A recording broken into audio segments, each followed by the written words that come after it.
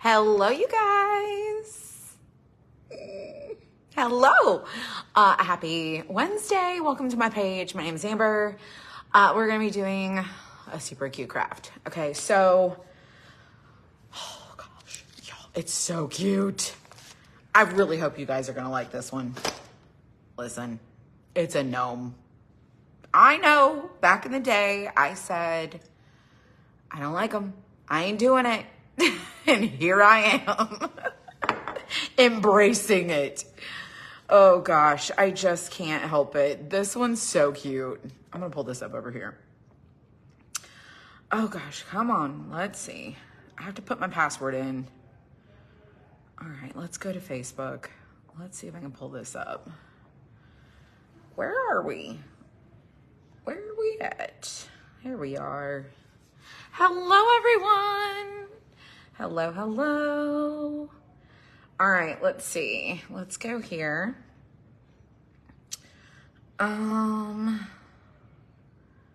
Let's see. I got choked up. Oh, come on. Y'all, I'm trying to figure out this whole Facebook thing.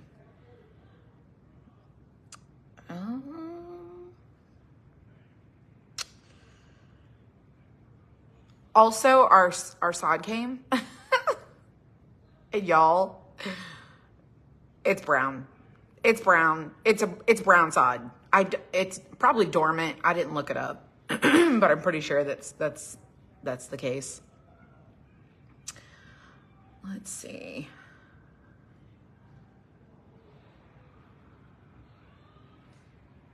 Is that right? I don't know, y'all. I keep refreshing and it's not. Maybe I just got to give it a second. There it is. Okay, I found it. Hello, everyone. Hello from the UK. We have that kind of sod and it will turn green.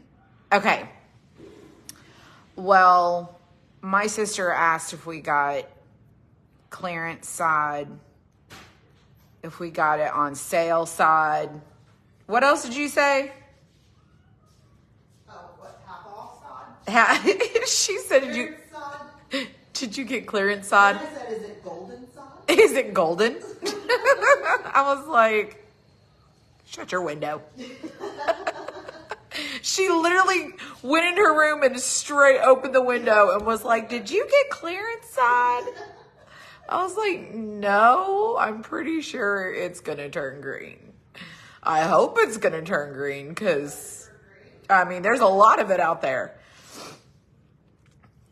I don't know. It's okay. It is what it is. So, today I was here for a minute and then I went to work. I worked on a bunch of stuff that I was behind on. I took pictures. I finally cut this. I put it in the shop. Y'all, this is not cheap, okay? I'm just going to go ahead and tell you it takes up a lot of material because it's big. But it's interchangeable. It's interchangeable. And I've already got a million other ideas of ways I can use this to create more interchangeable things. I'm so excited. I want to do one that's like a banner,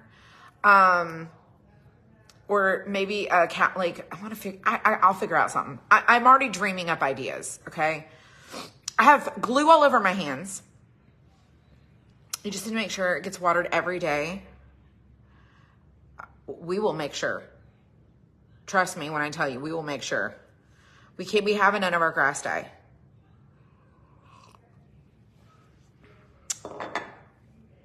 I love it. Okay, let me show you. So this guy right here,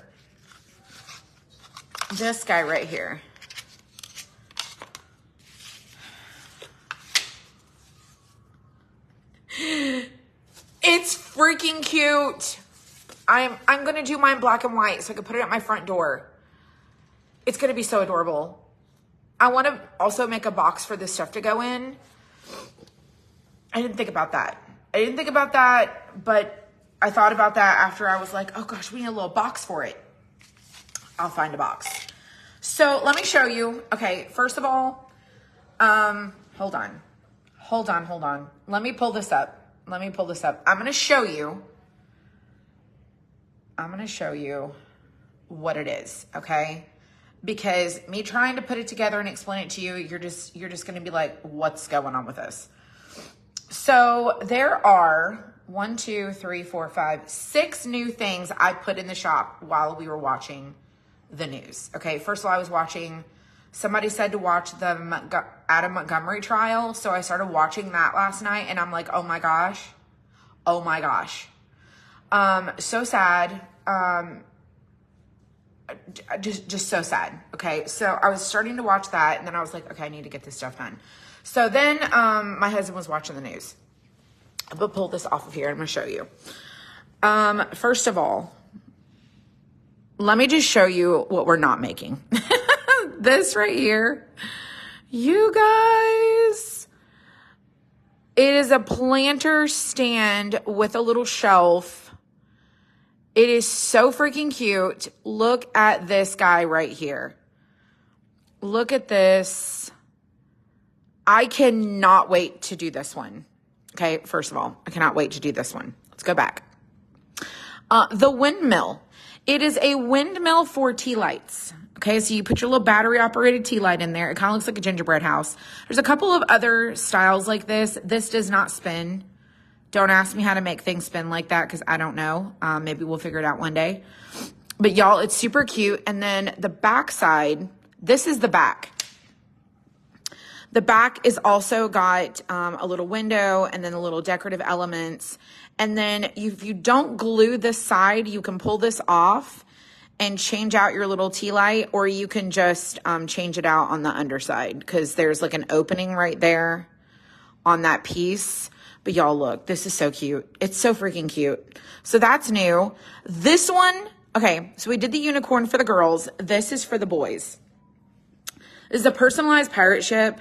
Y'all, it's precious. It is absolutely precious. I'm working on some other things that are like, y'all love the personalized stuff. I didn't think that it would be super popular, but nevertheless, this is the pirate ship. You get like all these little pieces. There's like the little wave. It looks like this. I put Sawyer's name on there. Oh my God, it's so adorable. Let's see. This is a different angle of that. So this is super duper cute.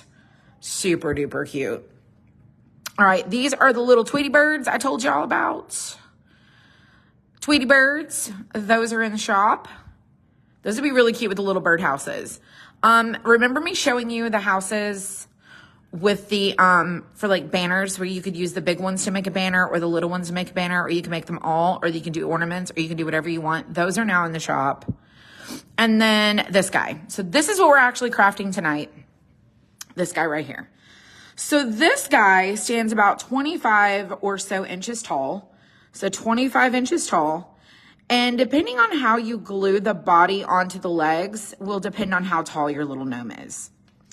And then you get all these little pieces that change out on this little thing here. This little doodad right here. There's little pegs that slide in and out that make it interchangeable, okay? So all of these little guys, this is the back side, so you can't really see the front side.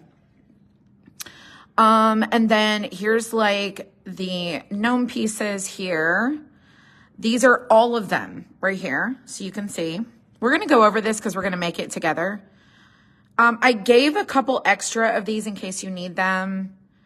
And then you can see, like, here's a ruler that's just 1 foot. And it's a big guy. It's probably could be a little bit larger than 25 inches tall. And then I share with you, I wanted to do this before anybody gets it so they know what to do. I don't want anyone messing this up, okay? So you're going to follow the 1-2 pattern, okay? So 1 goes here, 2 goes on top. And then your little things, 2 goes on, then 1. So it's going to follow the same order when it slides in. One's going to slide into the first one and two's going to slide into the second little groove. And that makes the little peg, like the little button. So 1, 1, 2, 2. I don't know if you can see how that goes together, but this is how it's going to slide into there. And it's going to be so fun. Okay, so I tried to take as many pictures as I could so you guys could see how it goes. And you can see there's a little bit, like the little slot there. I show you how it's got the little opening. So I think that could be all of the photos. Okay, so now that we've gone over that, you have an understanding of like what we're doing tonight, okay? So we should be good to go. All right, so those pieces look like this, okay? This is one. One has a bigger groove than two. So when you put them together, you're gonna see that there's an opening. And so that way it doesn't pull through the front part. So your peg won't pull through, but you do have to be careful, okay? Gotta be careful. And then these are all of your 1-2s. And they're just tabbed. You can just gently push them and they'll just pop right out. These right here will fall through our machine. So I went ahead and tabbed those. And then it's marked, like the photo shows, it's marked where you put it right here. Now, if you want to paint over this and do it, you can move it to the other side. It doesn't have to go here, but you still need to follow the order of like what it says to do. So you're still going to do, you're just going to maybe move it over here. So you can sand this down. It's not scored too deep, but it's definitely marking it so that you guys know where it goes. All right, so let's pull my comments back up. Do you have irrigation? Yes. He looks like he should be from Snow White. I mean, it's cute. I'm gonna paint him black and white.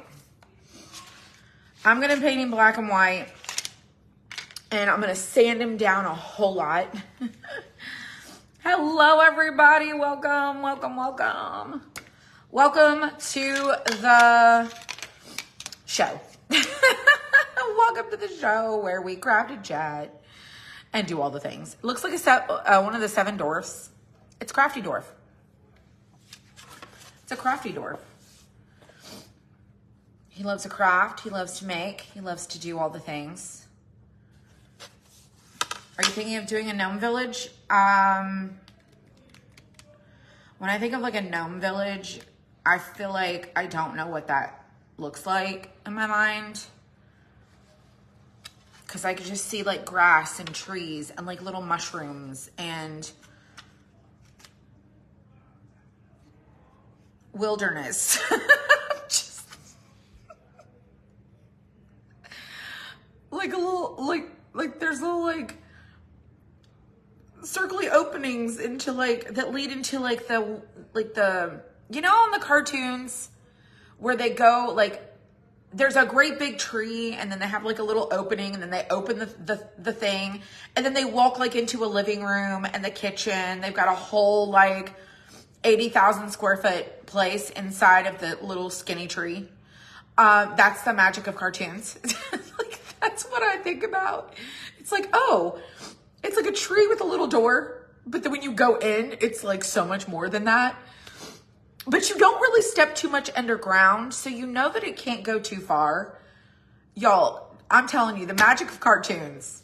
The fireplace. Fireplace. Yes. Yes. Chimney. They got the stove going. They got the rockers. Like the Keebler Cookie House. Yes. Oh my gosh, you guys. I just can't. Y'all are so much. Y'all are so much. But yes. Yes. My grandma has not changed today. She has not changed. She is still the same. So please continue to keep her in your thoughts and prayers. I would greatly appreciate it. Okay, so let me tell you about this guy.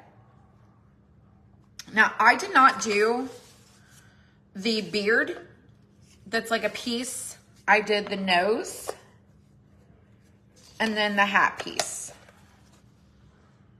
so that we had enough clearance to be changing out whatever we were doing. It's still gonna look really good. I promise you, it's gonna look great. All right, I need some, hold on, I need some wax paper. And I can't reach it. Okay. All right, I'm gonna tape this.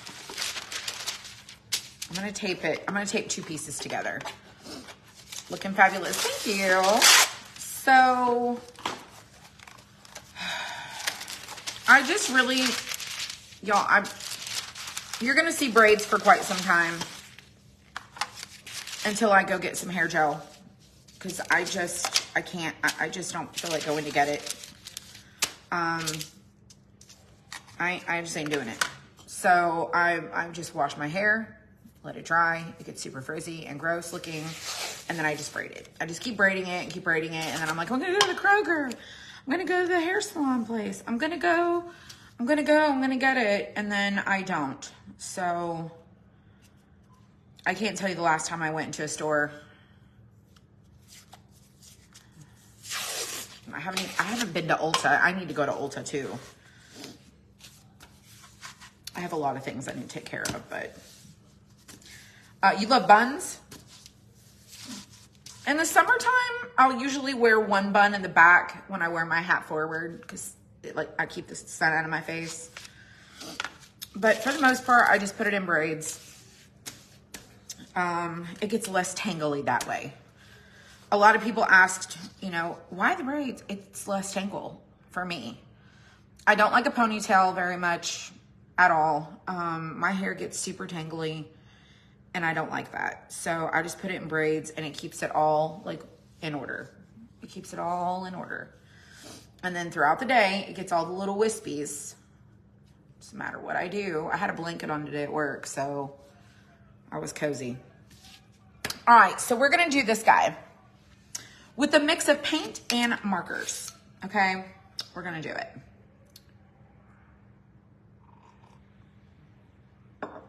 Robin, that's a great question. And it's so sad. Okay, let's talk to Robin really quick. Robin, I want you to listen, okay? I don't really want you to feel like I'm attacking you. I don't really want you to feel like I'm gonna come at you. I want to explain to you and so many other people listening. 315 people are watching, Robin included. Robin, she says, why are all these crafters doing these kits? Not everyone can get these kits, but everyone has access to Dollar Tree supplies or Hobby Lobby supplies. Very sad. Well, I happen to completely disagree with that, okay? So Robin, let me give you a little heads up, okay? Robin, if you struggle with creativity, you should stick around, because I love to inspire people creatively. Number two, if you have access to Dollar Tree supplies like foam board, you can make this, sis. You don't need to come here and complain that you can't afford to buy the kits, okay? Because if you're a creative person, you can actually be inspired by anything. You could be inspired right now and go run to your craft room, go get all of your foam board, go get a boatload of cardboard, go get your Dollar Tree surface boards, get you a box cutter, cut you up some shapes, sis, and you can make this too. So there is zero requirements to purchase anything from all the crafters who are doing all the things. What they're doing is running their business, okay? Just like Dollar Tree is running their business, and it's not for everyone. My business is also not for everyone. Number two, you need to understand that Dollar Tree is targeting people, Hobby Lobby is targeting people, and we're targeting people, okay? We don't have corporate dollars or investors, okay? We are tired of building billion-dollar businesses like Dollar Tree and Hobby Lobby off of our recommendations of purchasing their products. So if you want to craft with Dollar Tree items, you can go get all the Dollar Tree items you want. You can use the same things I just recommended. So I am using this board. Now this board is sort of similar, comparable to the MDF boards that Dollar Tree likes to put boatloads of paper and glitter on.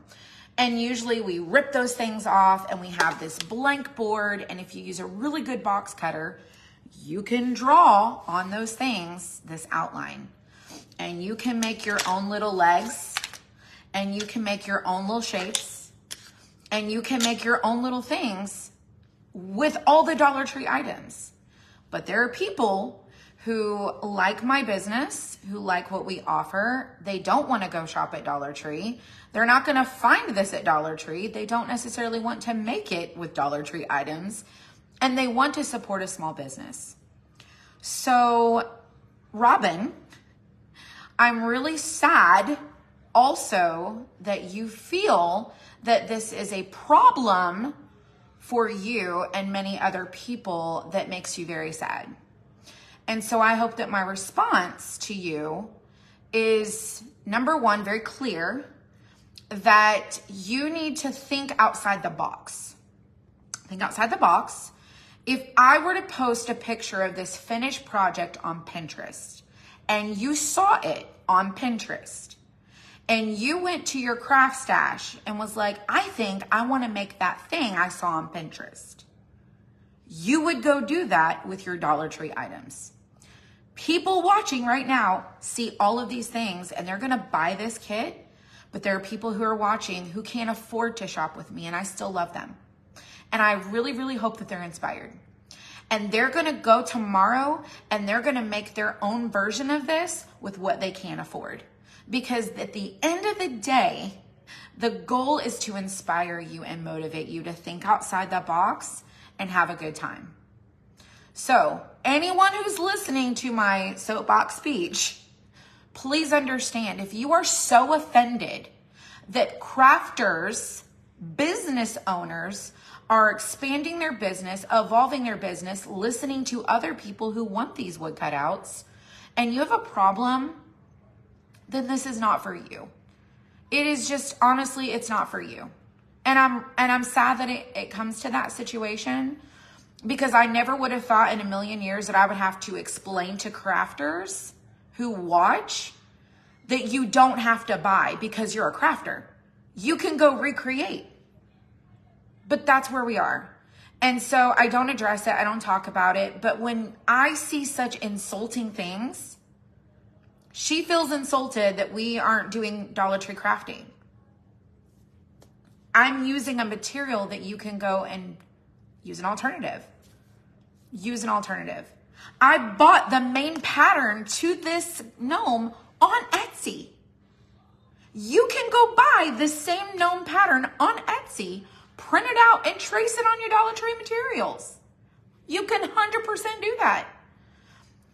So I don't understand. I don't understand.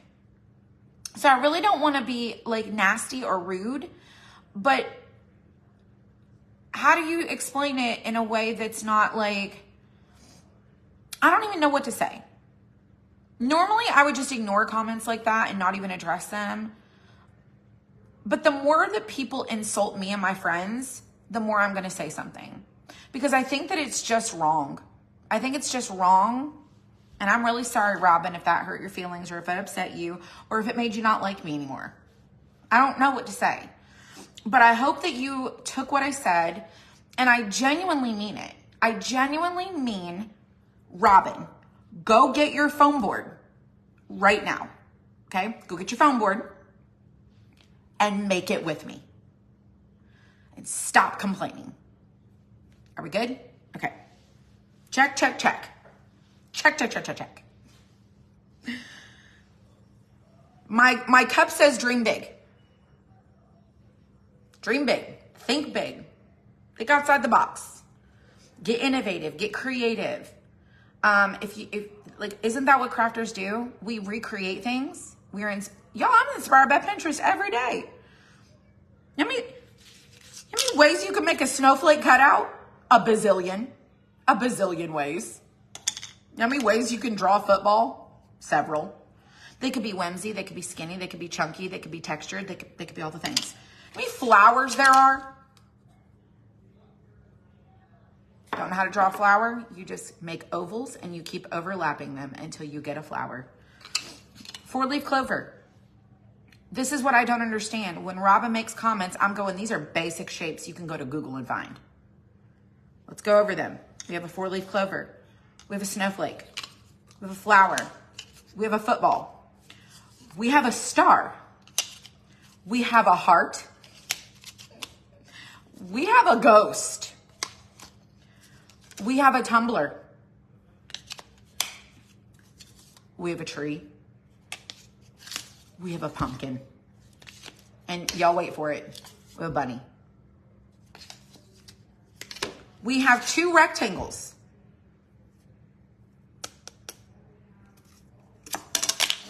Go get your foam board. We have this doodad right here that if you look at it, I'm not understanding. I'm just not understanding.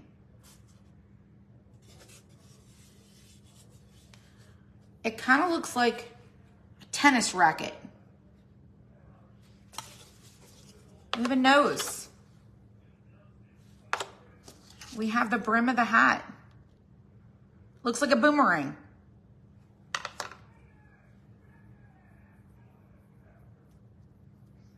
You're a crafter.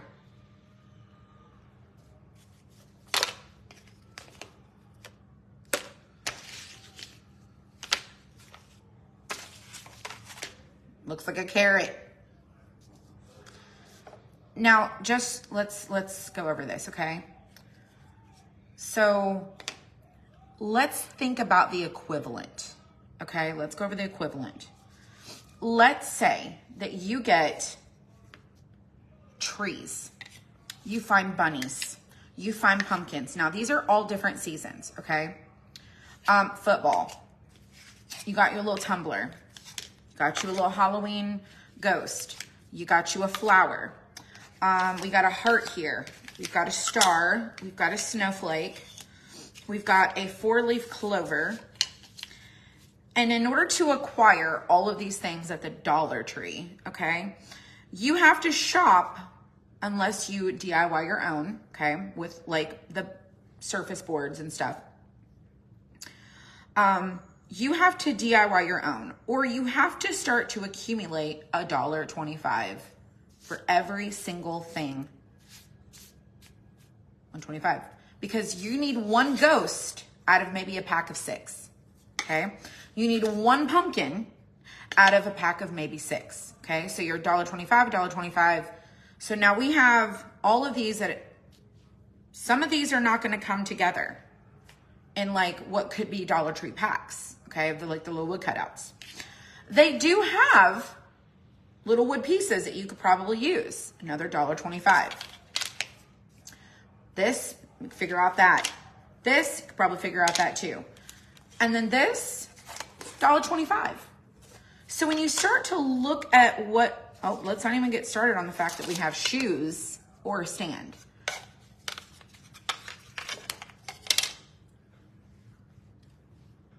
$30 billion is what Dollar Tree's business is. 30 billion. It's a $30 billion business. We talked about this the other day. So, I source these materials from Florida, okay? My material comes raw, it's blank, it's a big sheet, and I go and acquire patterns that I can modify. So let me explain to you. This pattern came with this flower and you just glue it. It did not have the little peg system that you can do. It didn't have any of those things. It didn't have any of this stuff, okay? So I went to Etsy and looked for gnome ideas. I found a file. I love the file. And I don't have a scroll saw. So I'm like, I don't have a scroll saw, so I'm gonna make it for a laser machine.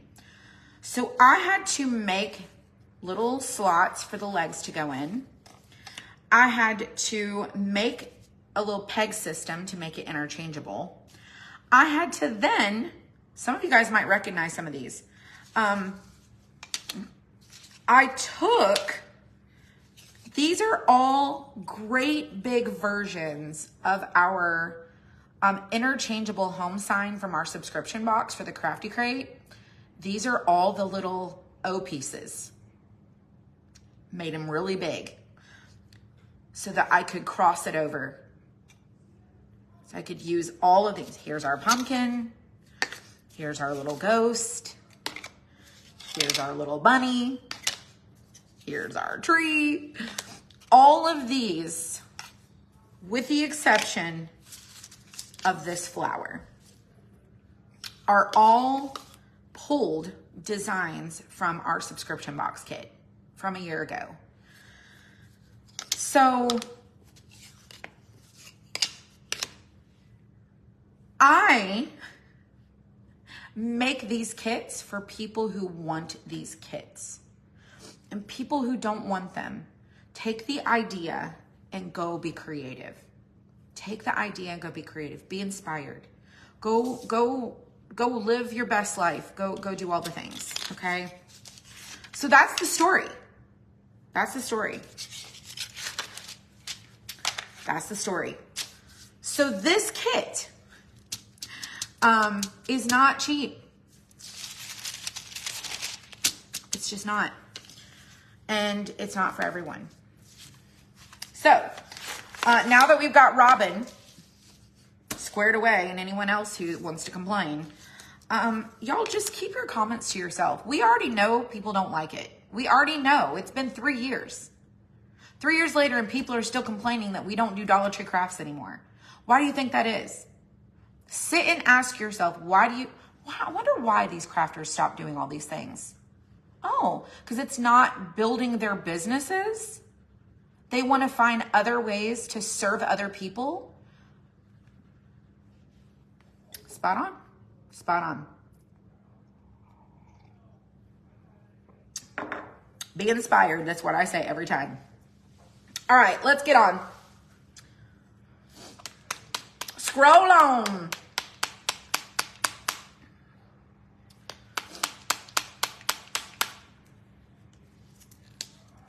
I love that you love watching, Robin, and I hope that you understand.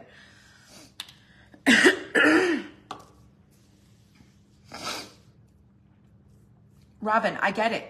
This is why I want to have this conversation. I'm not mad at you. I'm not upset with you. I'm not even like offended. But what I do want to do is educate people, because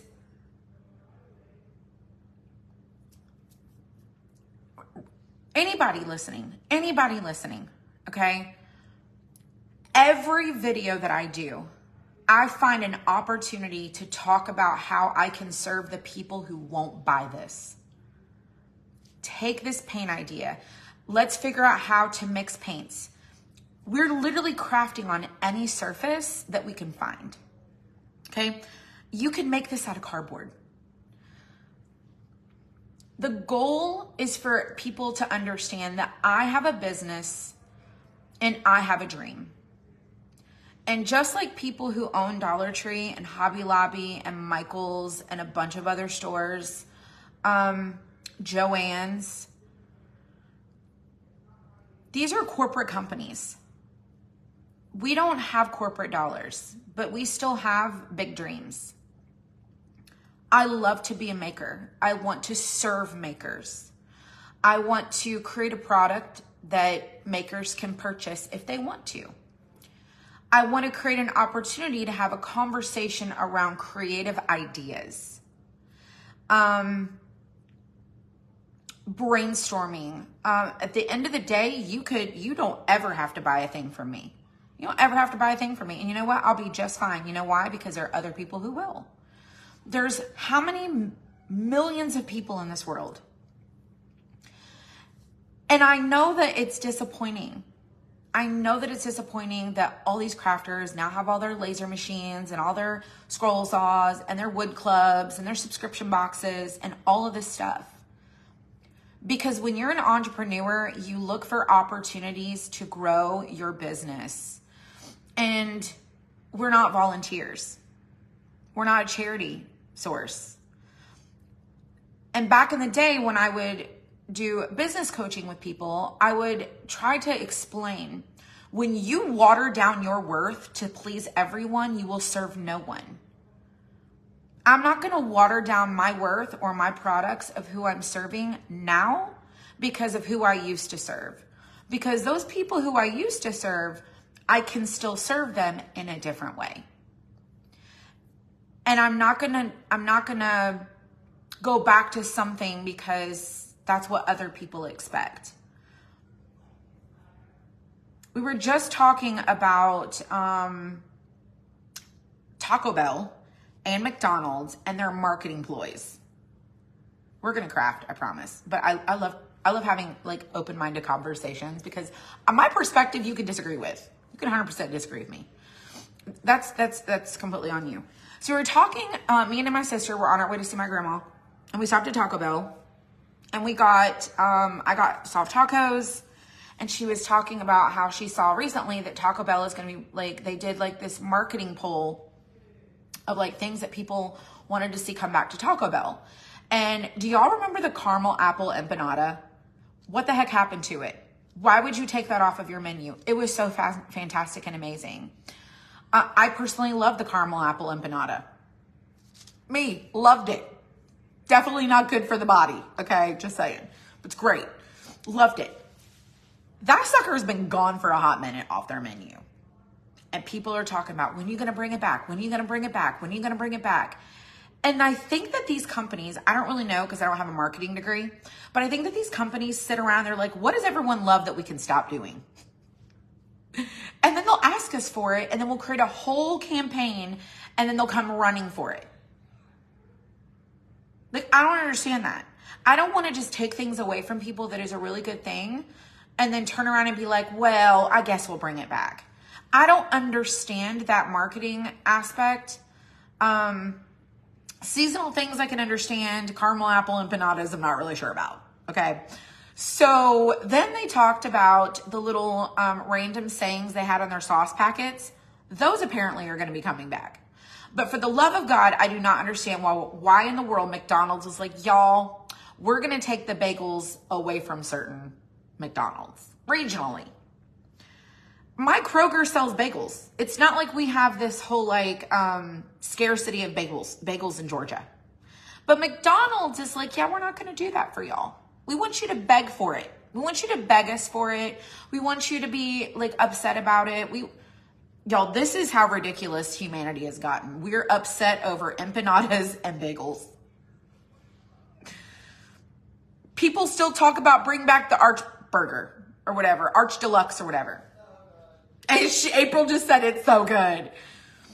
I don't understand it. I don't understand the marketing side of things. I really, truly don't. But what I do know is this, is that I have to look at the planning of my business and the direction that I'm going and what works for the direction of the business. And I would imagine that that's probably what McDonald's did. That's probably what Taco Bell did. And maybe that's one of the reasons why they don't have the caramel apple empanada. I don't know. Don't know. But we occasionally do Dollar Tree crafts. In fact, we just recently did a clover with the Dollar Tree tile and all the things because I was just wanted to make it. Could I have cut all of that on my laser machine? Absolutely. Did I? No. Because I thought it would be really fun to actually make it with some other things. Why not? And would you know that there is a lady who makes cards who took that idea and she made a card out of the concept with paper? It doesn't have to be a laser wood cutout. It doesn't have to be any of those things. We can figure out how to make our own caramel apple empanadas. So we get creative, we think outside the box, we face our challenges, and we move forward. So I feel like what the moral of the story is be more open-minded. Be more open-minded. I'm an over-communicator. I make people completely aware of where I stand. I make people aware of the fact that I'm aware of the frustrations. But we have been making these wood cutouts for 3 years. For 3 years. And in 3 years' time, we have served 10,000 customers. 10,000 customers. I think we have like 11,000 customers now. So we have 11,000 customers in my shop who have shopped our craft kits. That is 10,000-ish people that my business gets to serve at some capacity. And so I know it's frustrating. But I also feel like comments, not that this is like towards Robin, but just anyone in general, when other people read comments like that, they feel like their dream is not attainable because someone else is saying it's a sad situation. And then they don't chase their dreams, not realizing that there's hundreds of people who would buy their things if they chase their dreams. So it's a difficult conversation, but I hope it opens the door to a different mindset. A different mindset. I hope one day I see a message on your website. Over 1 billion served. Christine. I'm pretty sure that McDonald's probably has that trademarked. I'm pretty sure McDonald's has that trademarked. It's a phrase. I don't know about phrases, but I'm pretty sure that it could be. You have 1,000 of them waiting to be done. You had to leave. That's okay, Janine. You love the Easter door hanger? Oh, you had to leave last night? It was super cute. It was super cute. So anyways, I love Robin. I hope Robin hangs out with us. I hope Robin and anyone else hangs out with us. But I want you to change your mindset. Change your mindset. I want to serve you the product that we manufacture. I want you to follow the tutorial. I want you to do all of the things. And I just showed you all the pieces and told you how you can go recreate this. All of it. And there's still going to be people who buy 100 of these. Because there's people who will never buy what you sell. There are people who are going to do what you do. There are people who are going to try to recreate this thing. And then there's people who are going to make and sell it. Like they make it, they finish it, they sell it. It is what it is. It's just it is what it is. It is what it is. But at the end of the day,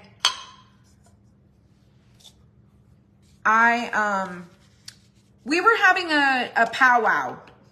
That's entirely too much. Don't do like I do and pour entirely too much paint. So I think that it's a great question. It's a great question. And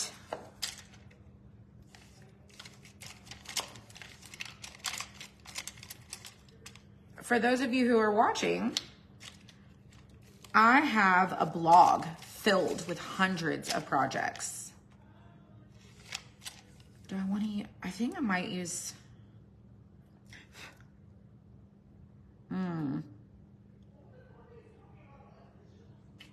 which brush do I want to use? Sorry, I'm looking for a brush. Hang on, I can't have two thoughts.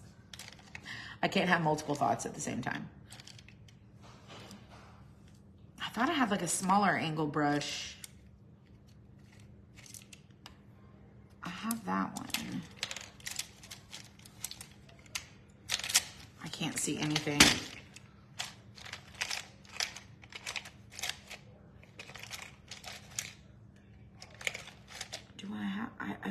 have another one of these. See this one? But it's kind of frayed. I feel like I have 2 of those.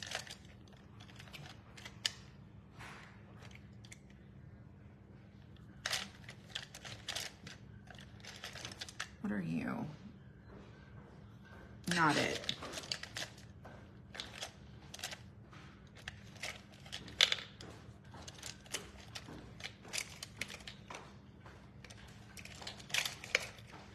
And this one, no.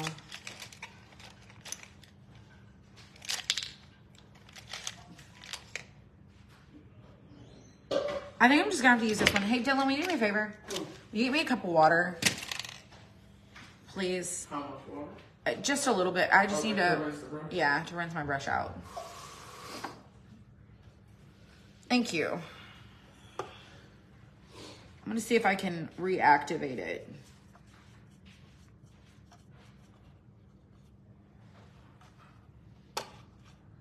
Hello, hello, hello. You know someone who sells paintbrushes? How's my grandma? She's doing the same as she was yesterday. Sometimes if you leave paint in your brushes at the base of your brush where the metal meets, it fills up with paint. And sometimes you just have to work it out. Like you can see, it's, look at that.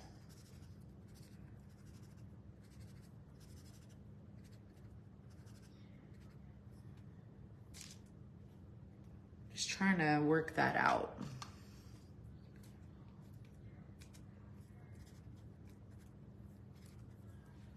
There's paint in there. I had a paper towel too. We'll just use this. All right, we're gonna use this brush and we're gonna paint the face. We're gonna paint our face. Oh shoot.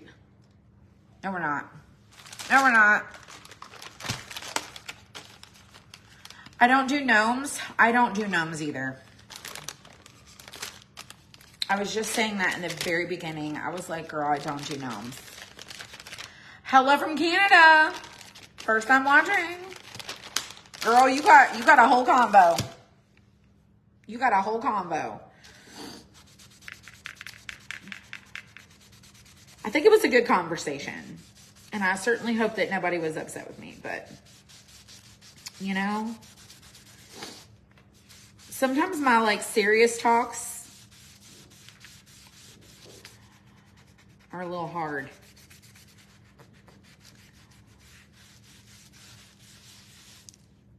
Okay. Hello, Barbara. What's up? Okay, well, I know some of y'all are not gnome lovers. That's okay. That is okie dokie with me. The nose is going to go on, so I'm not really going to worry about that too much. So I'm just going to overpaint the face. And this is kind of watery.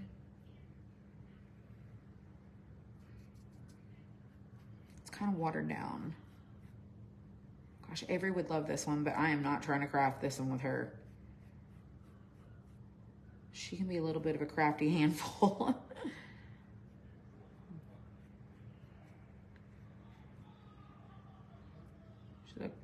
She's a craft expert, but that girl, she's 100% a handful. One of the 7 dwarfs, I'm telling ya. Welcome, everyone. Yes, welcome. Welcome, friends. If you missed our pep talk combo, you should go back and watch it. I feel like I shared a good little bit of conversation.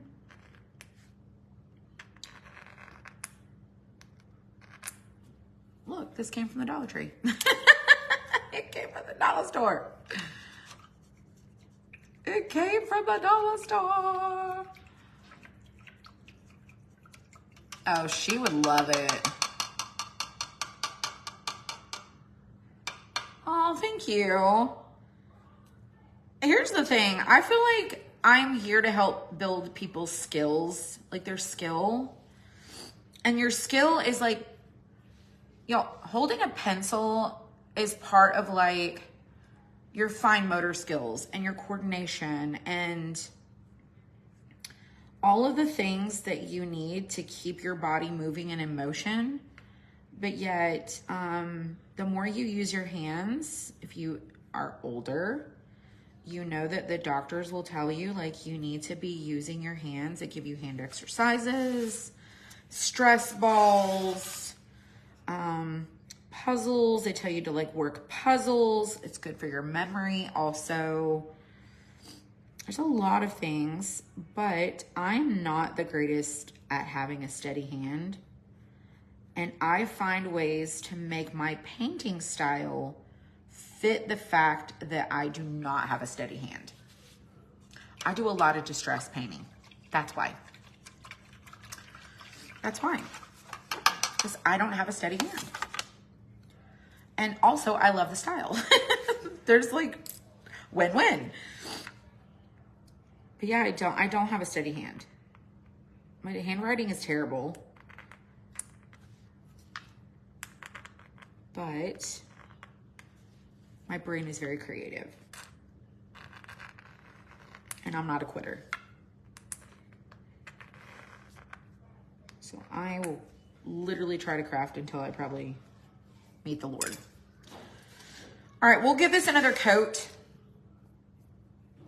You have so many of those Dollar Tree scoring tools. Tomorrow is the crafty crate. You don't have a steady hand either. Let me just show you my not steady hand. Do you see my not steady hand? Now, granted, this is gonna get covered. I don't have a steady hand. I got all up into the beard. That's gonna be a completely different color. I can't overthink it. All right, we're gonna do the nose.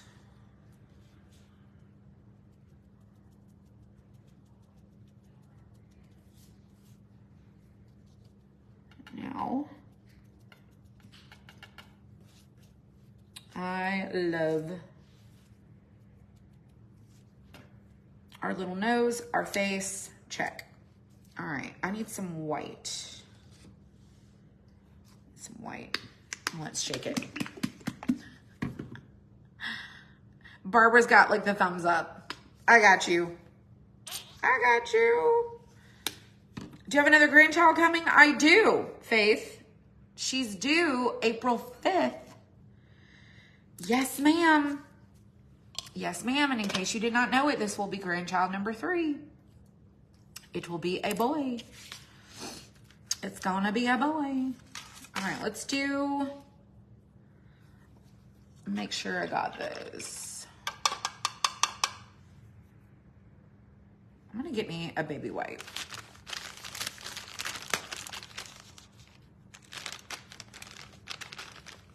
Oh, Barbara, I appreciate that. That's the thing, is people think that they have to purchase something. It is completely free to watch. It is free to be inspired. There is no purchase ever necessary. Like just the colors that I might use might inspire you, the way that I paint something or layer something or do something, or the conversation that we have. It could be any number of things. But yeah, I want you to be inspired for sure. Not doing very good with this here. Keeping it in the lines. I got it. I got it. We're gonna put black on, so it's really not gonna matter too much. The nose will cover that. And I'm doing this with this little brush because it's a beard. And I want it to have a really cool look. So in case you did not know, which most of you know, The different brushes that you use give you different outcomes. And so sometimes the bristles also give you different outcomes. I'm giving this a base coat of white, but I am going to use some gray and come back in to give it some character. But I want the brush strokes to show like a pattern. Let me try this. Like I said, I don't have a steady hand, so I am all over the place. But this is super cute. She's in there watching that show again. I don't know what it is.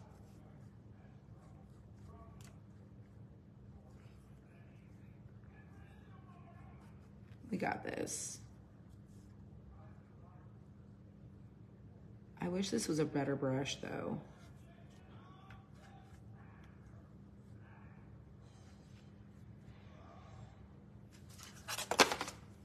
Let me go around.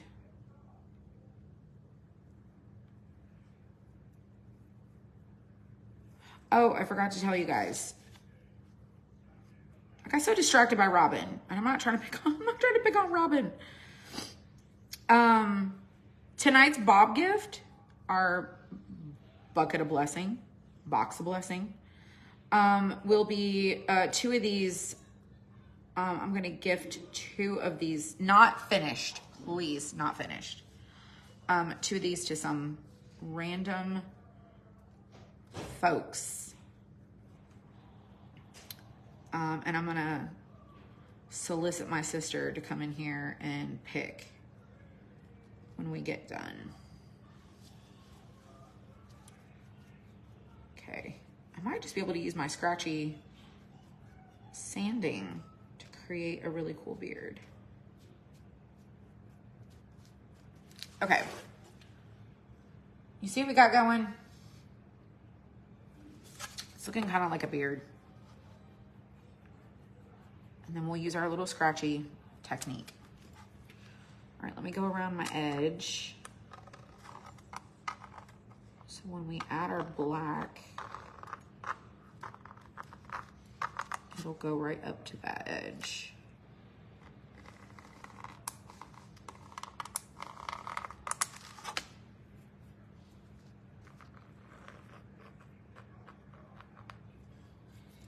There we go. Okay, let me show you. Do you see how I am out of the lines over here? And I'm also out of the lines over here. I'm clearly out of the lines. The nose is gonna cover this. The nose is gonna go on like so. The eyes will add some sanding, some layers. Okay. Now for the beard,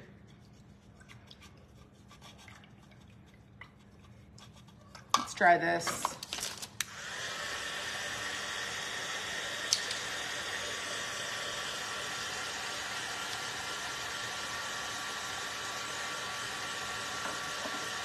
Learn something new watching using the tool.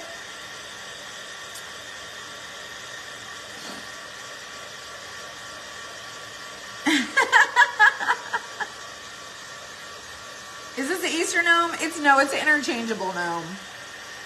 It's an interchangeable. I just threw my glue gun in the floor. All of these pieces, these are interchangeable parts. There's a heart, there's a football, there's a 4-leaf clover, there's a flower, a star, a snowflake, a tumbler, coffee lovers, tea, coffee/tea, a tree, a bunny, a ghost, a pumpkin, and then you have like the stand, the feet, like the shoes, and then the little legs, and then the body. And then we have a whole little like peg system of how you interchange them. So we're gonna get to that. Okay, let's do So yes, it's got Easter. It's got a bunny. It's got a bunny. All right, we're gonna start with, so I'm using markers along with paint. So I'm gonna outline that beard with the black, because I'm doing a black and white to go in my entryway. Y'all, because I've been trying to do like a black and white theme in the entryway because I feel like that's really fun. And so I'm just gonna take my marker and I'm gonna go around my beard the best I can.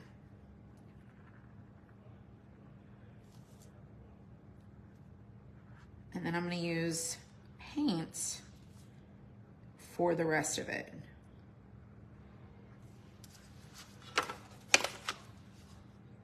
But at least the marker is, you could use a Sharpie too.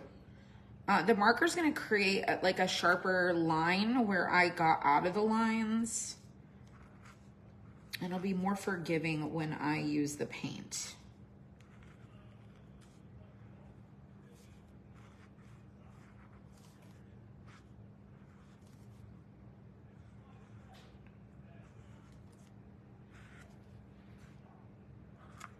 And then I'm gonna use regular paint. So now my beard is outlined. The body is gonna be black. Black. It's gonna be cute. Cute, cute, cute. We're gonna use a sponge.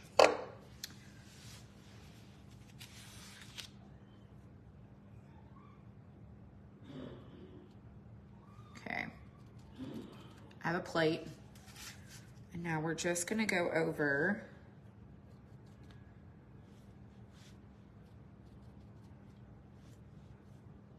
the entire thing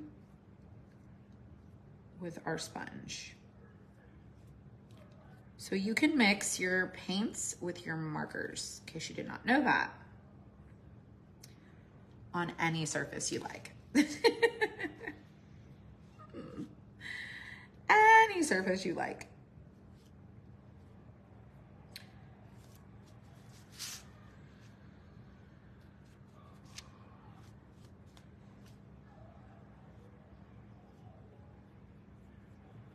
Okay. I mean, you cannot even tell that I used a marker.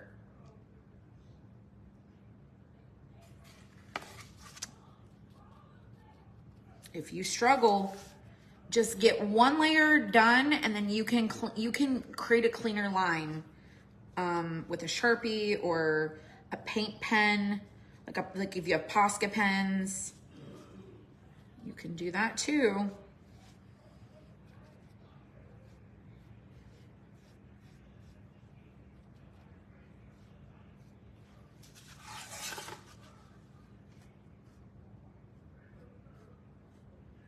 And then just go up to the edge of your line where you left off.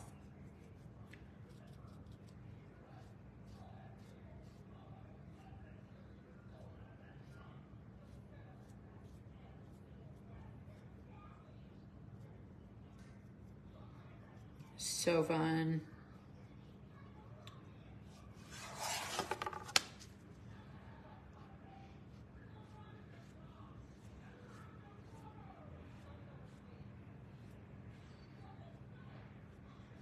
And you can see, remember when I was telling you about this little spot right here? Oh, sorry, wrong side. I forgot it's backwards. It's over here where the little piece goes, where your little notch piece goes. If you paint over it, if you have sanded that, you can just paint over it and then you can put it on the other side. You can make it on either side. It doesn't have to go on the side that I put it on. You can change it. All right, the hat. I want this neutral so that I can kind of leave it out for all the seasons. This would be really cute in my bathroom in there too.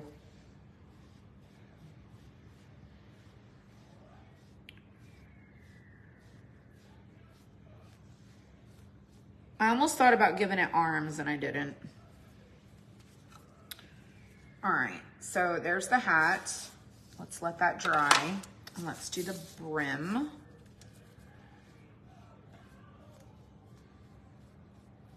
I love black and white stuff.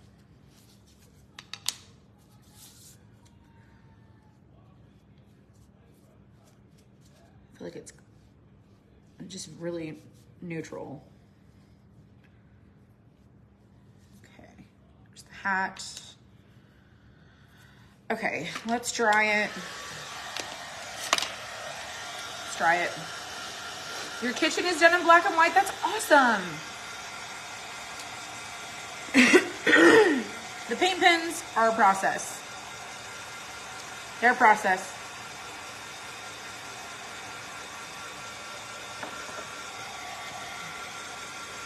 We are still, sometimes I paint the edges, sometimes I don't. Like, sometimes it's not super noticeable, sometimes it is. If it's super noticeable, then I will. If it's not, like, if it's not as noticeable, then I won't. Can you buffalo check with paint? You can. Would you like to learn how? It's super easy. I will show you. So, let me use a piece of cardboard. Let's use a piece of cardboard. Okay, so you're gonna take, I'm gonna use this brush right here, and we're gonna start with, I'm gonna use some white, and I'm gonna create a area to show you how you can do it. You don't need any tape. You don't need anything fancy.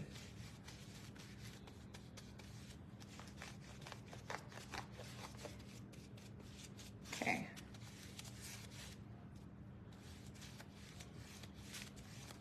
Okay, so we have our surface.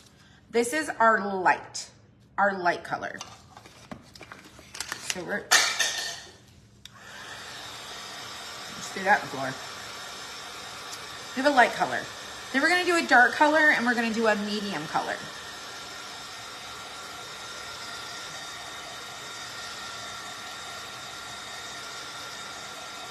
It's gonna be super easy.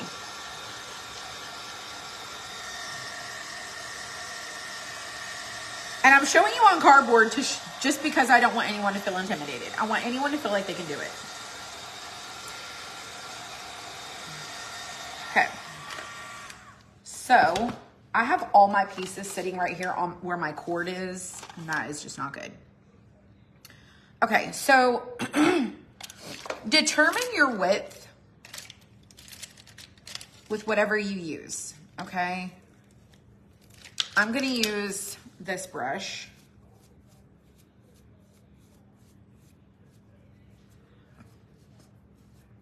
And then I'm also going to use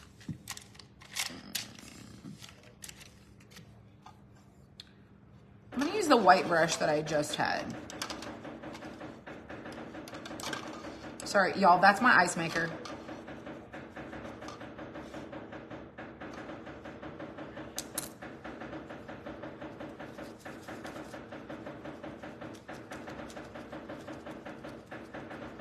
Okay.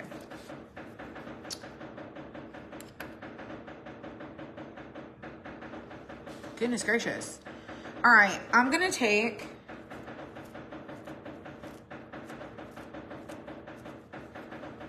this black,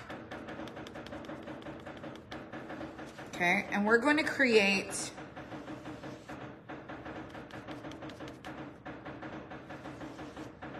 stripes.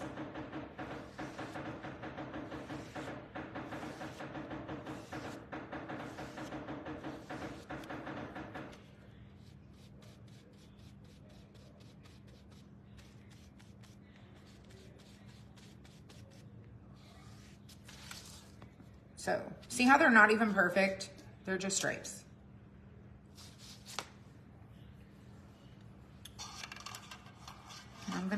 take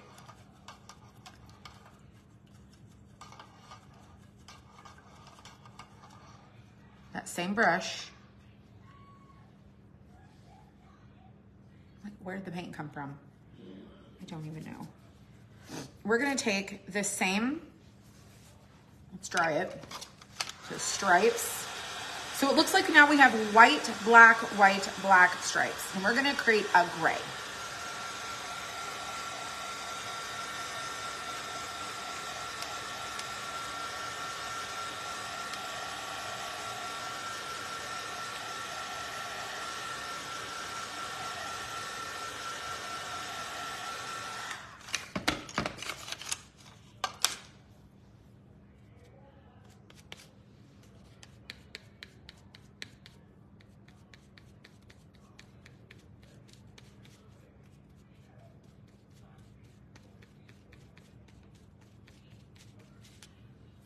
Okay, and you're gonna go over the top like so. Let me do a better job.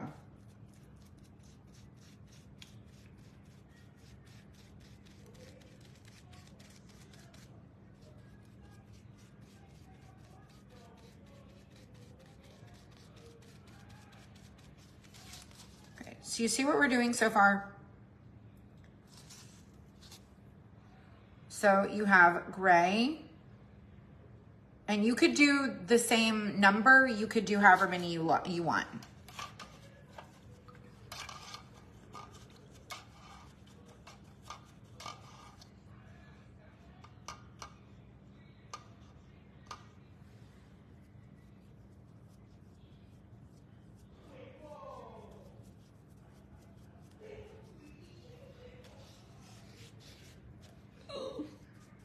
Don't do that. Don't do that. Don't do what I just did. I was trying to like make him look more brushy.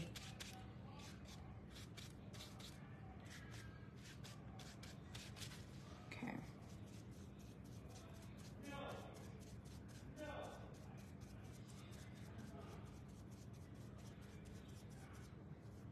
Now, there are different types of plaids, okay? So we're gonna go to Google, and you could do like a tartan plaid, you could do like a buffalo check, you could do, I'm just gonna look up plaids, and I'm gonna decide how I want, that's not how you spell it, Plaids.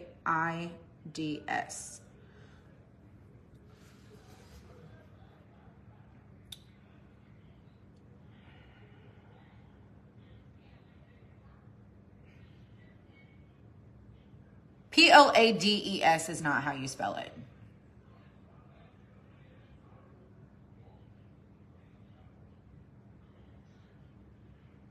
I have a tiny little keyboard in the bottom corner of my screen.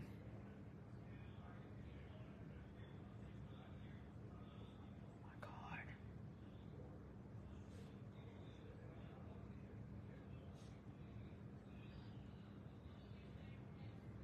For the love of God.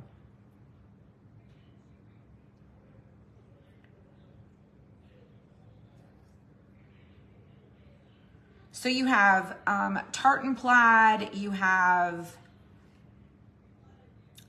like the diagonal plaid, like this direction. You have multiple different plaids, okay? So I think I'm gonna do,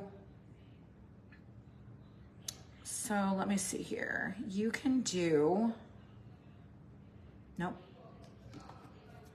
This one says checkered plaid, but I don't want to do that one. So find your base and then create your look. Okay. So for example, you have your dark and your lights, okay? And then you have your white swatches, okay? So now anywhere you have these darks, you can go over them like so. So I'm gonna create more of like a checkered, like this. Looks more like a checker. Okay, I'm gonna go across. And you could have done this like an opposite direction. Okay.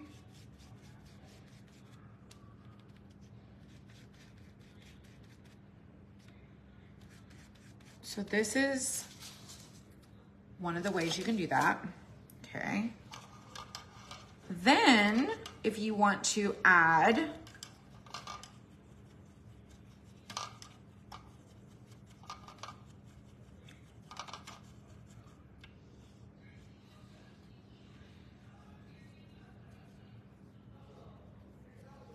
less white and you want to do more gray,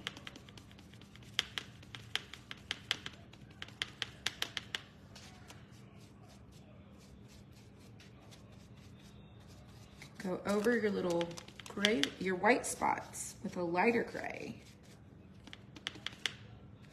This is the hack for easy ways to do it.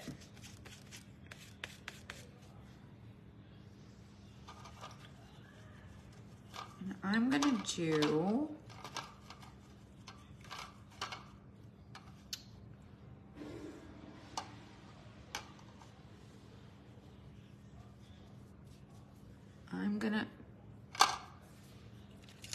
I'm gonna take this right here and I'm gonna take through and I'm gonna go straight down, straight down, straight down.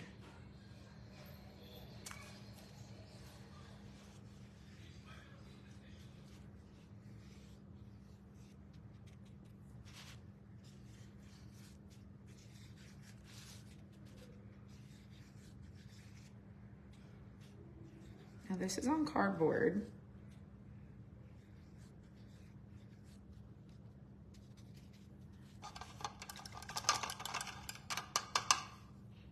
And normally I would do it like a thinner line.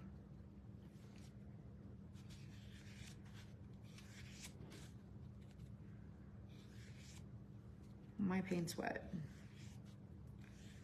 It's like the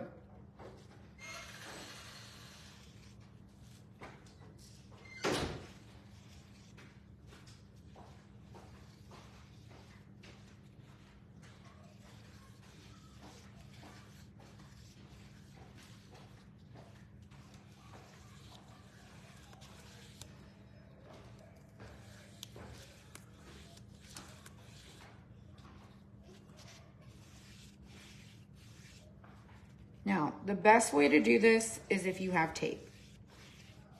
You don't have to have tape. You can do it just super simple, messy-ish style. And then I'm gonna dry this. And I'm gonna add another little step. So I have this kind of oddish pattern.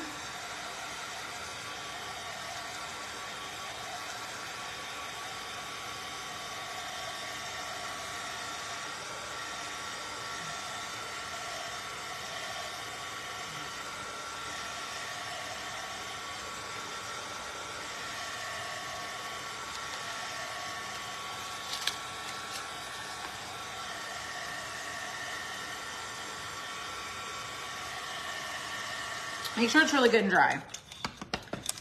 Okay, next, we're gonna take,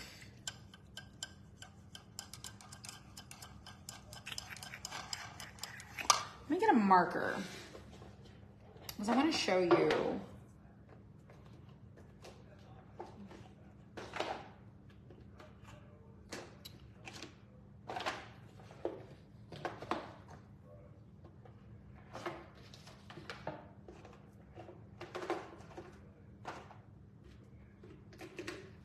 Do a blue.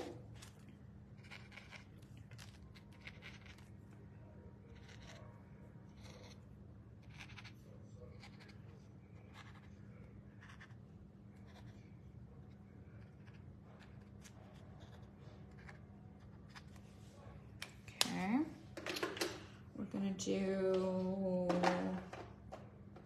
a green.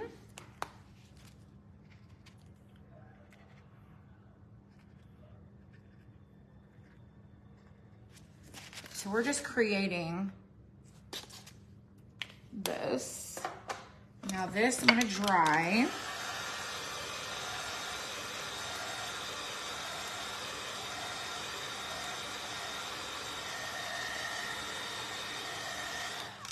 And take you some watered down white. Some watered down. Oh, not with that. That's awful. I'm gonna water us down like a watercolor, like a wash.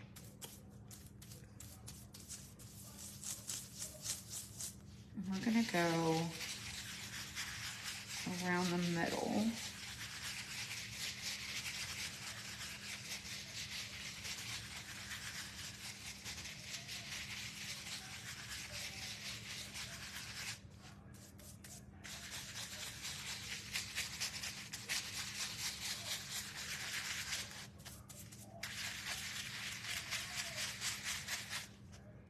So from a piece of cardboard,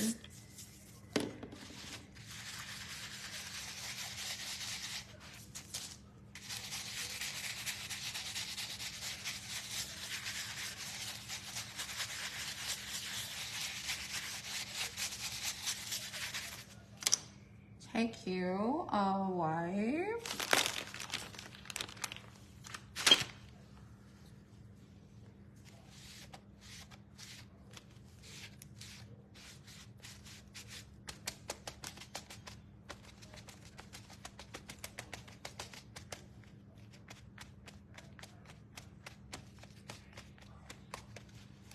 Now in the middle of our little pattern here, you could do, I did a lot of heavy black, but you could do a lighter, like you could do lighter colors like pastels. You could do something more simple like that.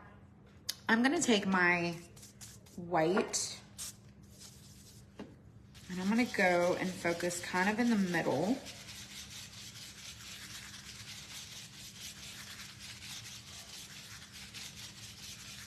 And let's say, for example, I wanted to do something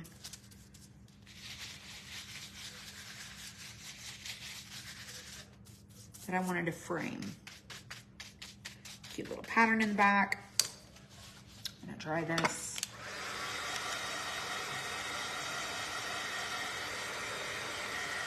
We've deviated on a whole different creation.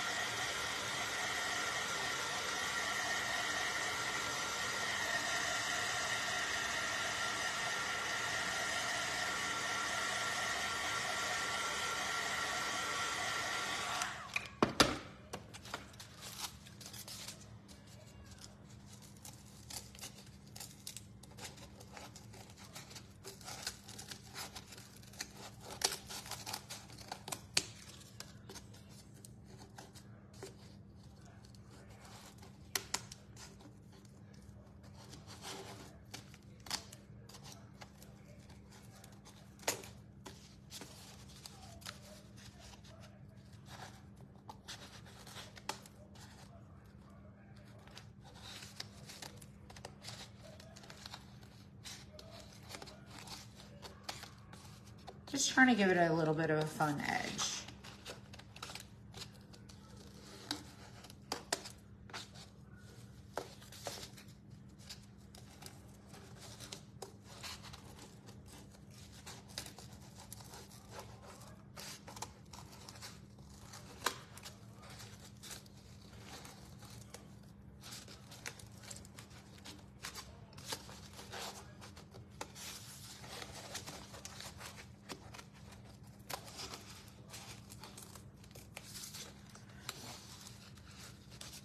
This is the random, I have an idea. Someone asks a question. Can you do buffalo plaid? You can do a number of things. You can do so many things. So many things.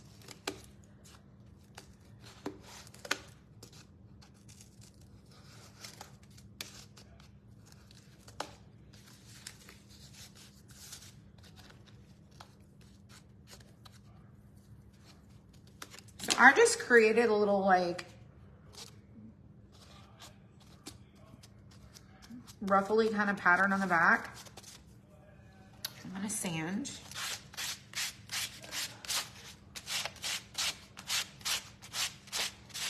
My little pattern.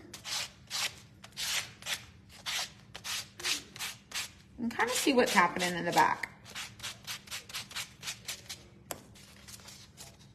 Okay, so you can see I've got a little pattern happening. And now I'm gonna take my pink on this and I'm gonna create me these two bunny ears and a bunny head and a little bunny body.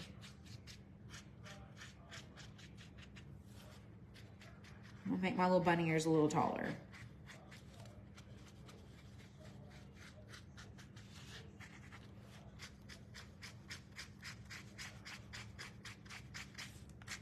I'm going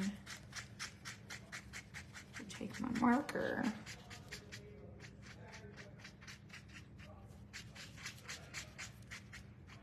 color my little bunny.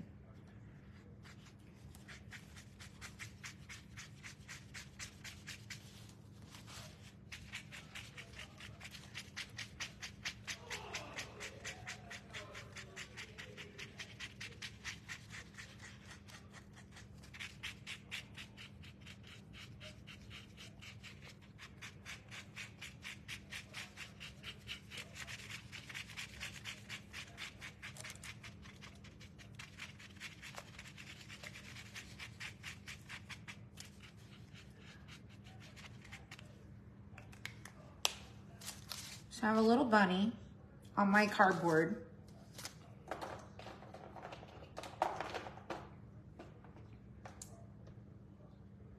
Try this.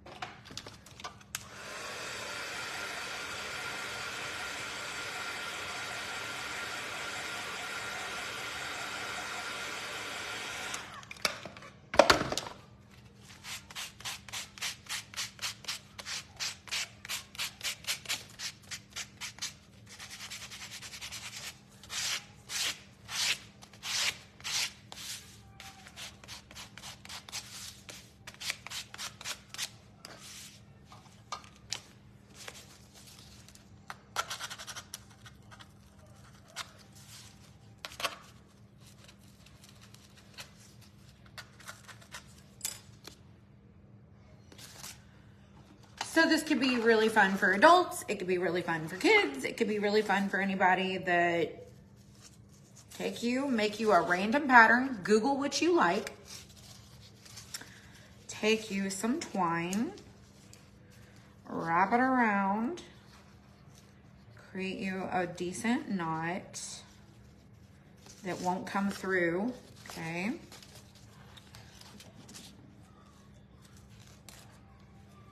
And then you can just hang this somewhere. You could prop it.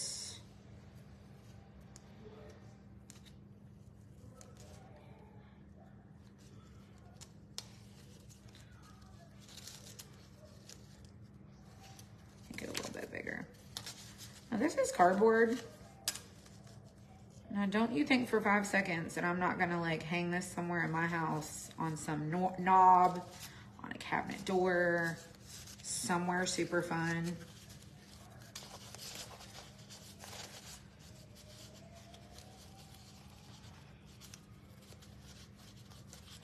So we started with a plaid idea that we don't have any tape, we don't have anything, but we want to do something just to be kind of crafty. And you could put some glitter. You could put you a little bow. Let's do a bow.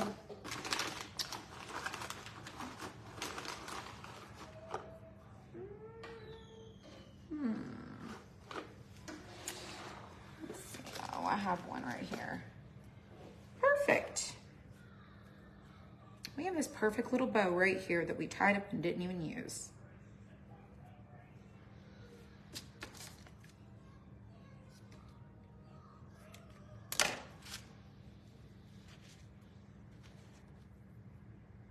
I will glue it on. Now, I literally whipped this up in like no time.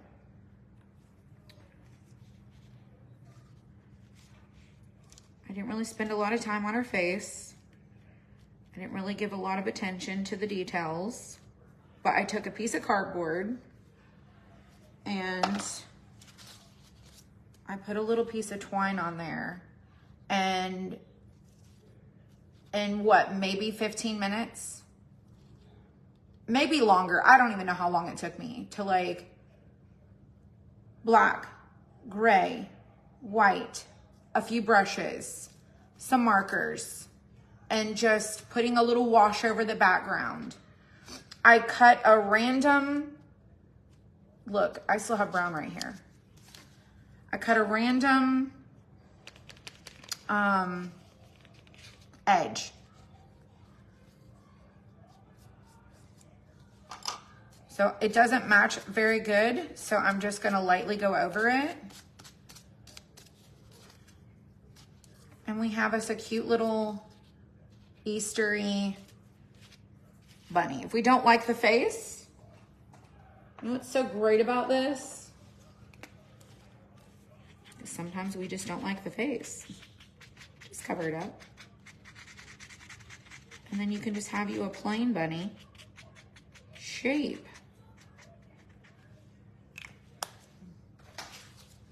You can still see it underneath there, but now it's more abstract and just a shape, which is really cute. Now you can take a marker, you can take a pen, you can take a fine liner, whatever, and you can go around and do all the things. So, oh, a bunny tail, oh, make it the back. Well, I put the bow on the front, so it's got a bow on the front. It's fine. But y'all, this is just get you a piece of cardboard. Can you paint plaid? Buffalo check. Of course you can. You could do a number of tutorials, but if I was just to do it on the fly with no instruction at all, and I was just to dream up something, look what we dreamed up on a piece of cardboard in literally no time, and then found a random bow. It's cute. I'm gonna hang it. I'm gonna use it. 100%. That's adorable. Okay, back to what we were doing.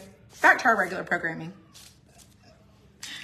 So number one, you can paint any pattern you want. It's a matter of how, like, if you're trying to paint a perfect plaid or buffalo check, use tape. If you want to just do it on the fly with random, not clean lines, go look at a picture of like different plaids. The plaid that I was looking at had like different colored lines in it. I thought it was kind of fun. I really thought it was kind of fun. And then, okay, mine doesn't look like this. It doesn't look exactly like that, but see how it's got the random lines through it? I think that's tartan. I don't know. It just says black and white pattern. I don't know. So just to give you an idea, I just Googled plaids. Plaids. And I went to images, and then I just scrolled till I was like, oh, I like that. I'll do that. You could do the thing. But you don't need tape. You don't need any fancy skills. You don't need to have a plan. You could just do it. You don't even need to have a plan. You just do it. Just do it. You like it better without the face? I mean, I'm not good at faces, so I like it better without the face too. I definitely like it better without the face. For me. Faux show. All right, back to our programming. Let's put our markers back. That was fun. That was fun. I ended up not using this one. Okay, nose check. Shoes. Let's do our shoes. Shoes. And our stand. Yo, I'm doing this one really boring. Black. Black, black, black. My grandma is the same. Last I talked to my dad, she's doing the same. Same as yesterday. But they just put a feeding tube in her last night. So she's not really had a whole cycle of a day to get her medications. So, you know, she's not had any of her normal medications since Saturday. So her body is like completely out of whack. Okay, shoes, done. All right, let's do our stand. Let's do a wood stand. Let's do a wood stand. This is burnt umber. I'm just gonna use water, a wipe. My iPad's frozen. Come on. Here we go.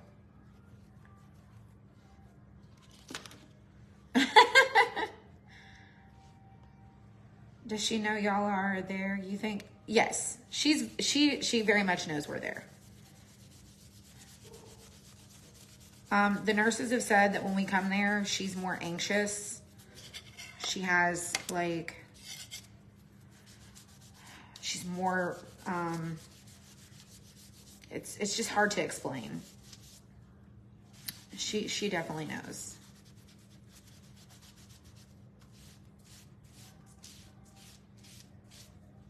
She wakes up and she's there, but she's not communicating.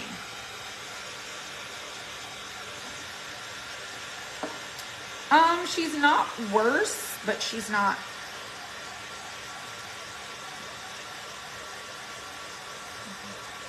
She's not where she was when she arrived.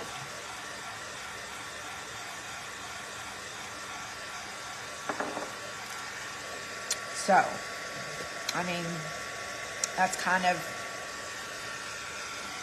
my thought.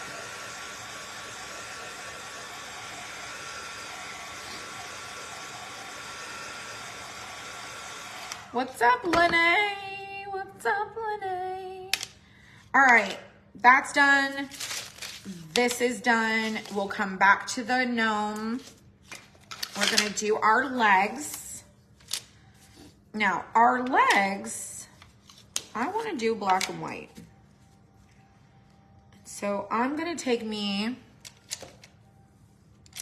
a pencil.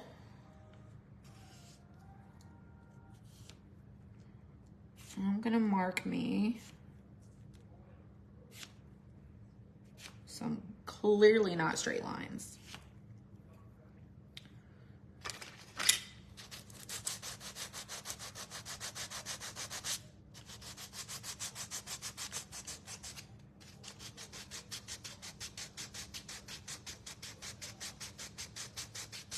Well, I don't have an eraser, so I have to make one. Oh my goodness. Do you see my lines, y'all? Everything was going good until we get to this point.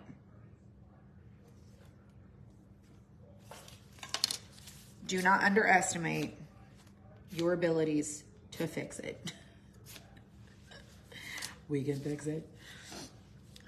All right. Let me sand this down, fix it.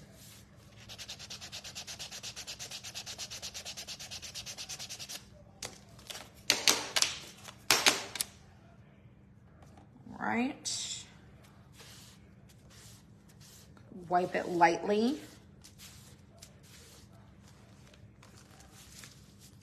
Okay, so our shoes. Oh, it's the other way, right? No. I don't really think it matters. Okay, so it's gonna be white, black, white, black, white, black. Okay. So we're gonna do black, black, black, black, black, black. Check. All right. Let's do,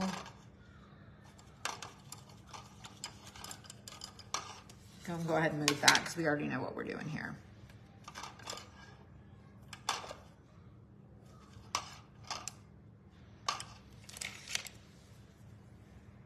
Need some white.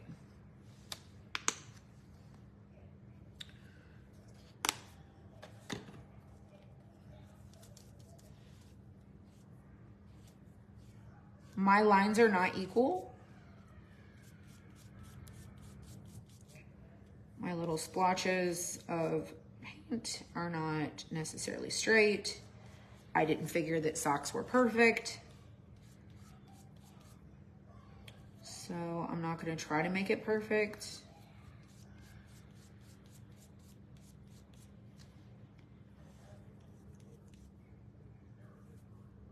I'm just gonna do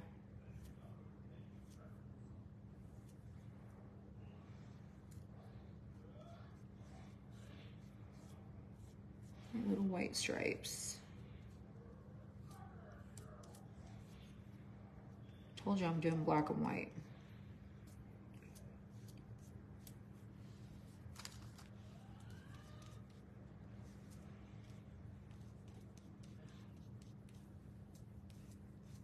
So cute. Trying to get my sweater in there.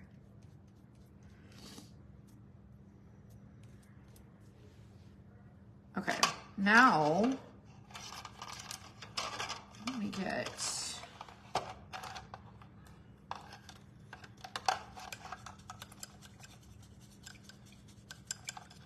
my black.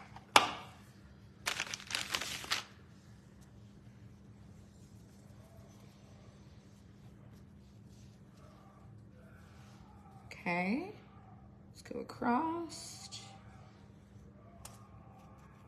And if you want to do colorful, you could do colorful. I'm doing something kind of neutral because this will just go better with my home. And this was the idea that I kind of came up with for this guy or gal. It has a beard. For me, it's probably a guy. We need to give him a name. I feel like he does kind of remind me of a dwarf, like one of the 7 dwarfs, but he's like dwarf 8. He's crafty dwarf.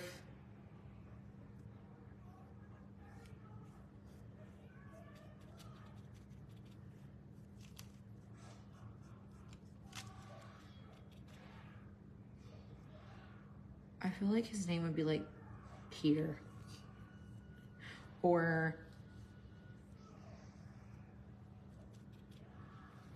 Joe. Don't ask me where I come up with this stuff because I have no idea.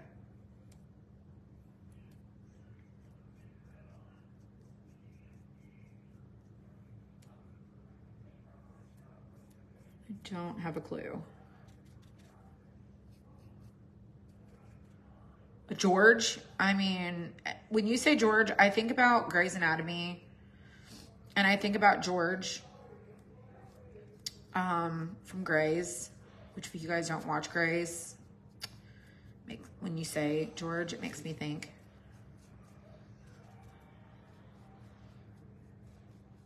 About George. George O'Malley.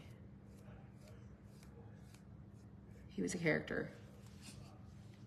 Not a real person. Not a real person.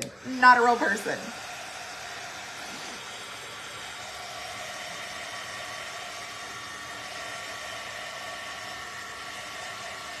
You think about Curious George?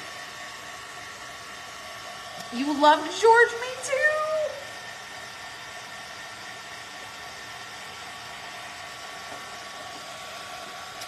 Stan?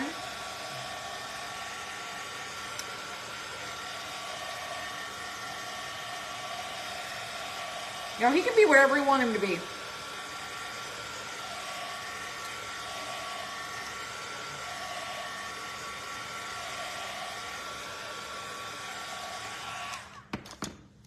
I was just thinking.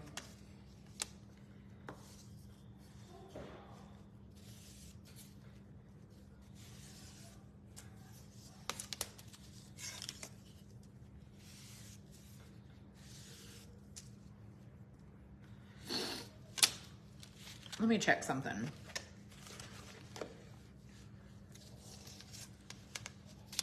Oh, it goes this way. All right, so put the shoes.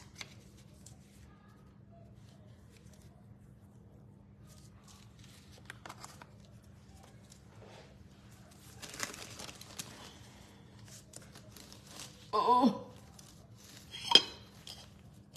Yo, I don't have enough space. Oh my gosh, that is so freaking cute. I cannot even stand it.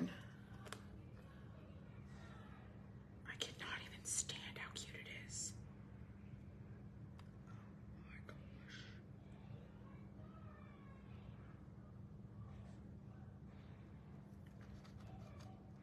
I'm gonna sand it.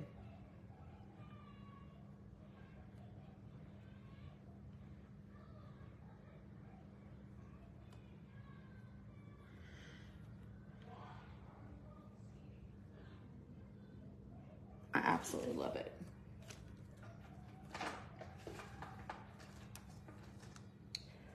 I love it. It is perfect. All right, let me do my eyes.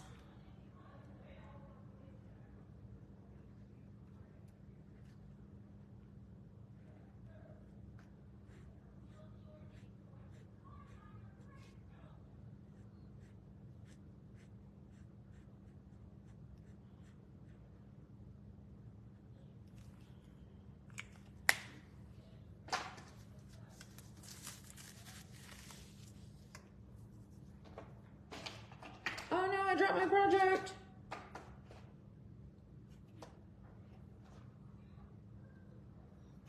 Let's do that white. There it is.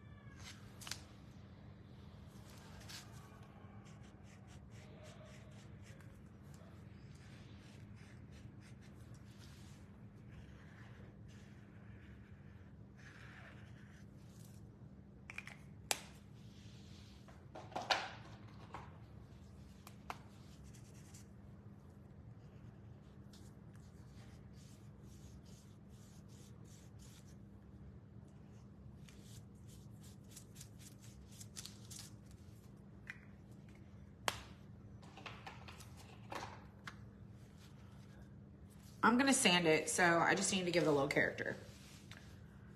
A Thanksgiving Pilgrim. It's an interchangeable gnome. So let's sand.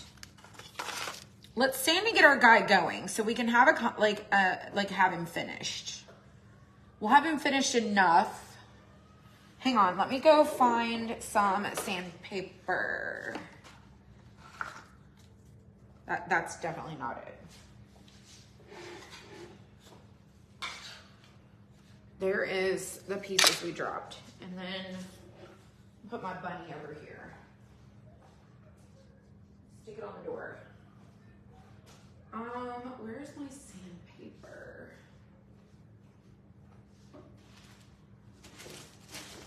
I have...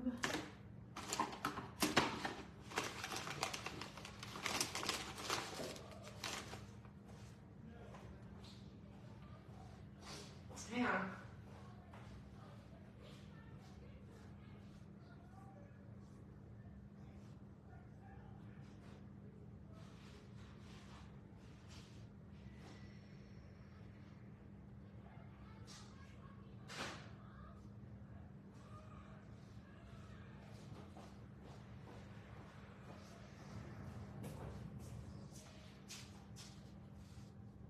What did I do with it?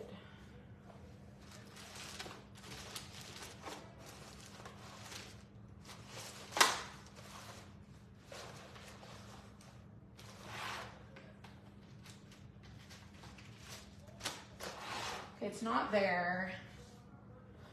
I don't know what I did with my sandpaper.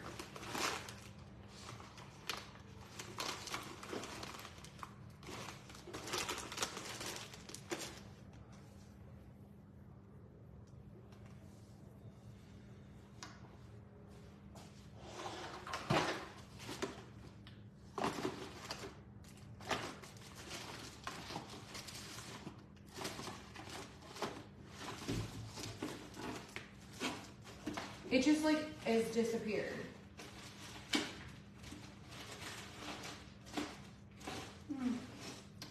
Okay, we're gonna have to use what we have, which is in this box. And it is old.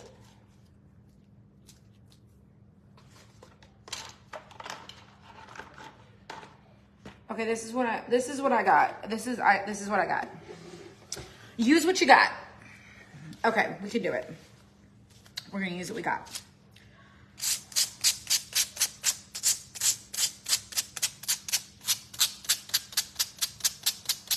Use what I got.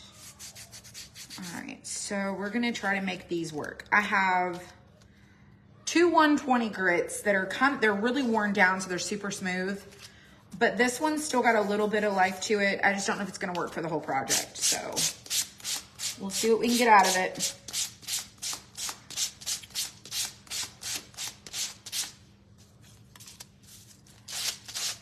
Just means a little more elbow grease.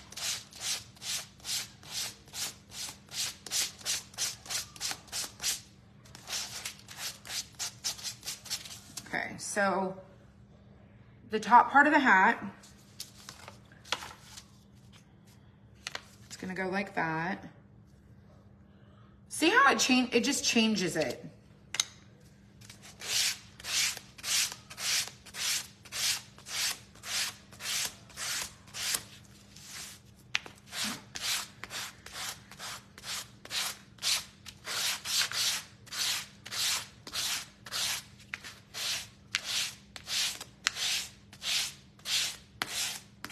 Definitely more sanding than I wanted to do.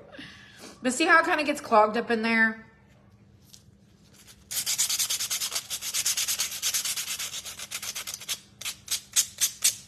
I'm just trying to pick it out.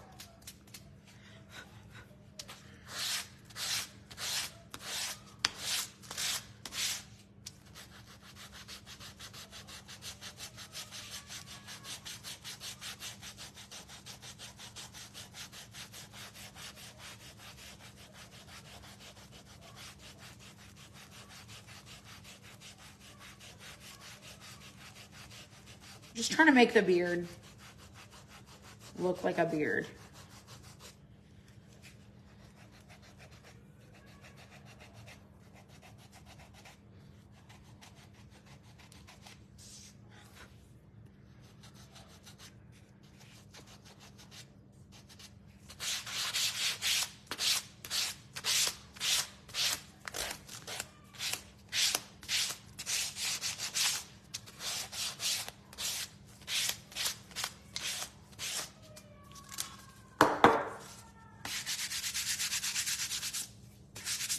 We'll clean it up. I got a little carried away right here.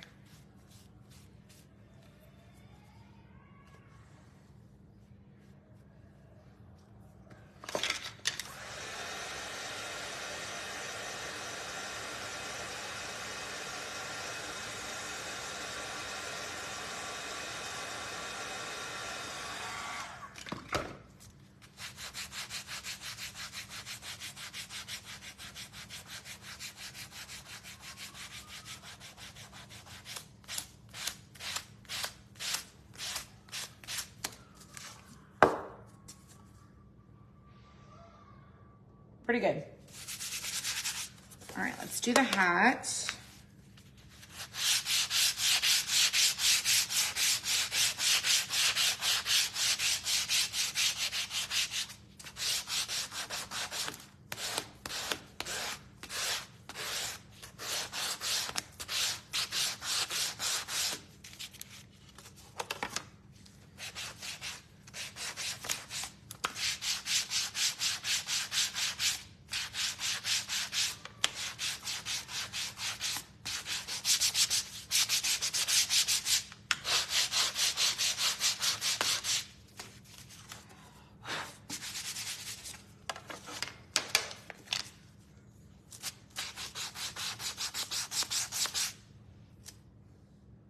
Looks good to me.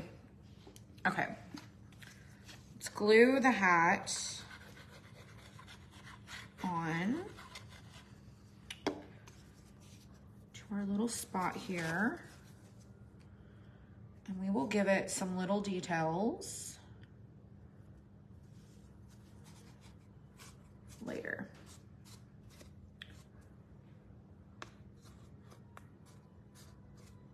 I'm putting it in the front, like in the entryway.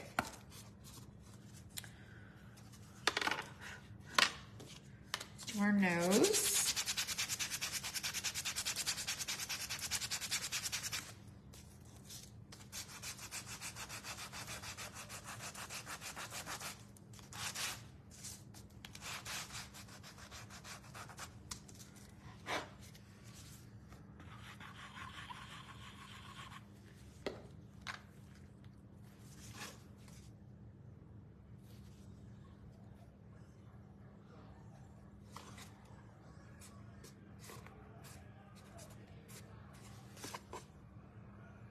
So precious.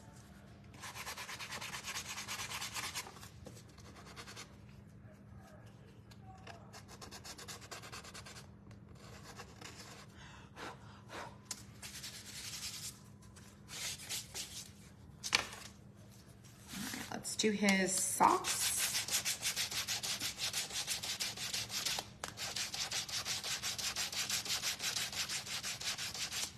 And so I don't mind that there's a little bit of overlap. It'll be fine.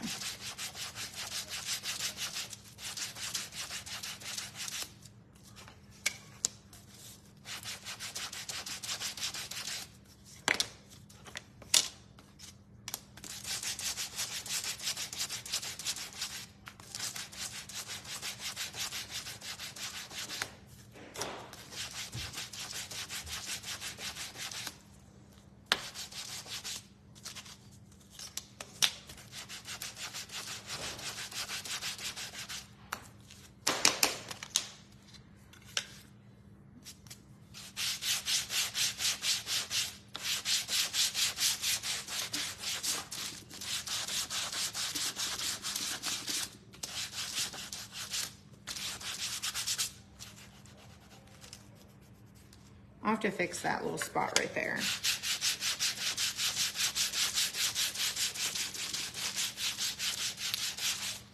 So just like I did with the body, just take a little bit of this paint, go over it.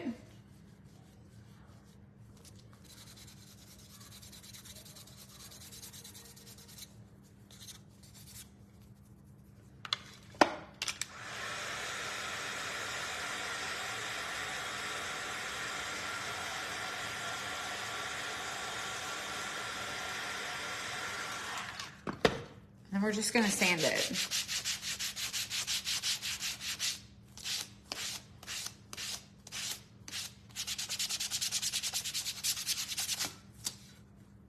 I mean, it is what it is. I think it'll be fine.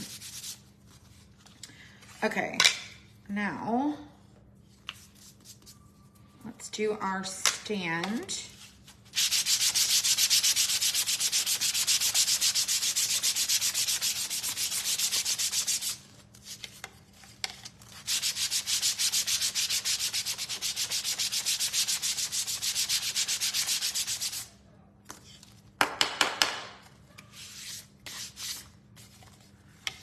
Okay, so the way that I'm gonna do mine, and you can assemble yours if you decide to get this kit, the way that you can do yours is going to vary on your preference, okay? I'm gonna do mine a specific way. I'm gonna start with my feet. So my shoes are going down here. I'm gonna start by putting my feet in without gluing them. Don't glue them. Put your shoes onto the front. So it's gonna look like this, okay? Center your shoes up a little bit on the stand, and you're gonna glue them on so that you can pull them out, okay? So we're gonna glue on our shoes.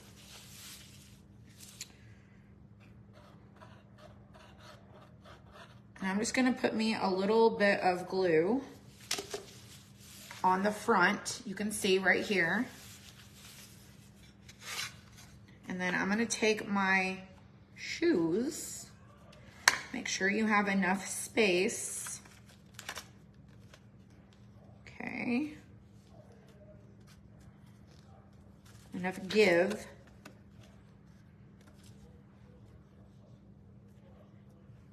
And then I'm going to glue them on like so. And just make sure that they're on there evenly. And then make sure that they're going straight up. They're not leaning.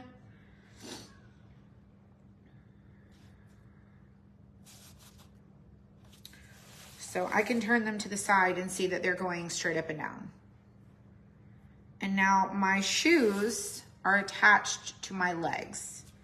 So now I can take these out. And now I have the little tabs at the bottom. Okay, so we got our shoes. Now we have our stand. Now I'm going to add these pieces right here. These are next, okay? You wanna do these before you glue this all together. You don't need these yet. So you're gonna glue down number 1 first. Now it is really important that you do not get any glue into that little loopy opening. But you wanna get this really good and secure, okay? So I'm gonna take my glue and I'm gonna put some on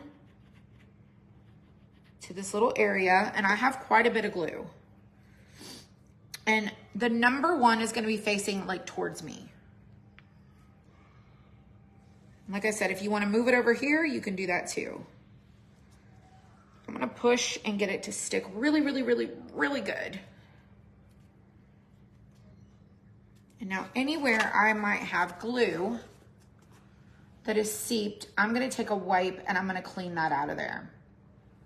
Because when I put my little pieces in and out, I don't want them to get stuck and be glued in.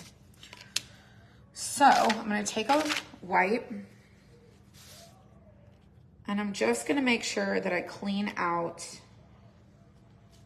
that little notch.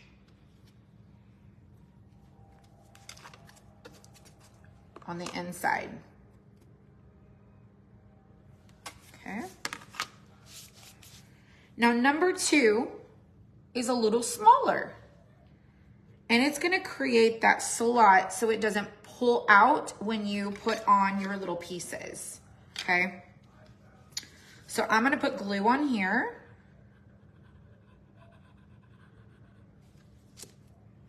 And I'm gonna glue this also on to our piece.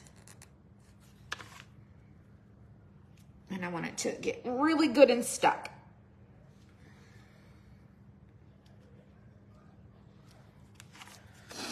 And now we have our little slot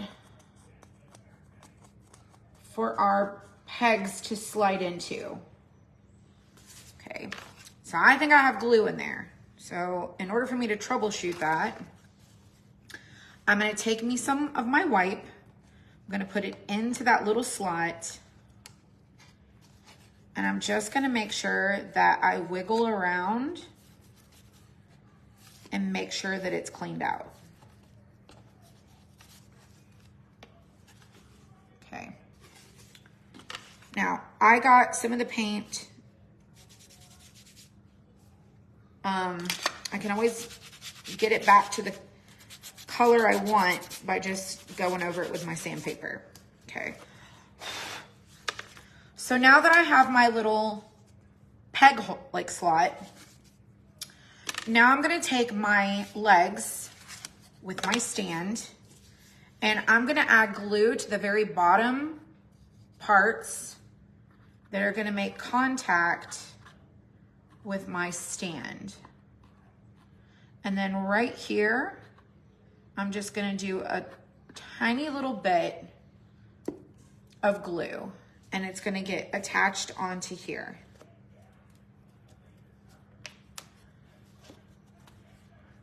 And I'm gonna let this dry until it doesn't move. Oh, thank you. It's so super cute. Sorry, my iPad died.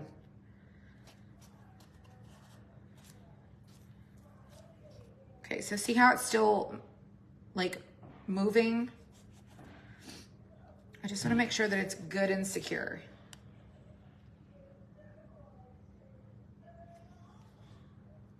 Good and secure.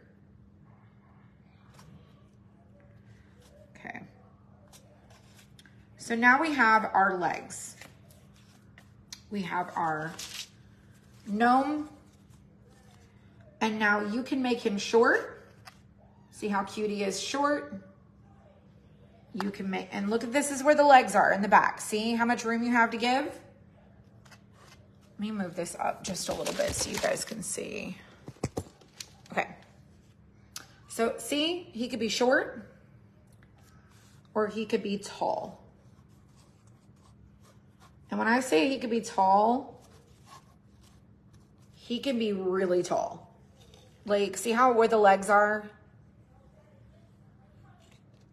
And so now he's a pretty big guy. He's a pretty big guy. I want mine to be just a little bit shorter. So I'm gonna do mine down a little bit further. Just like that. And so I'm gonna add some glue right here. And I'm gonna be pretty generous-ish. A little goes a long way with this glue. And then I'm just going to glue him on, kind of like so.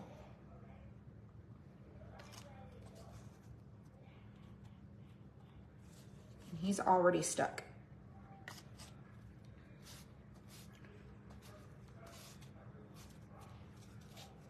So now we have our cute little guy.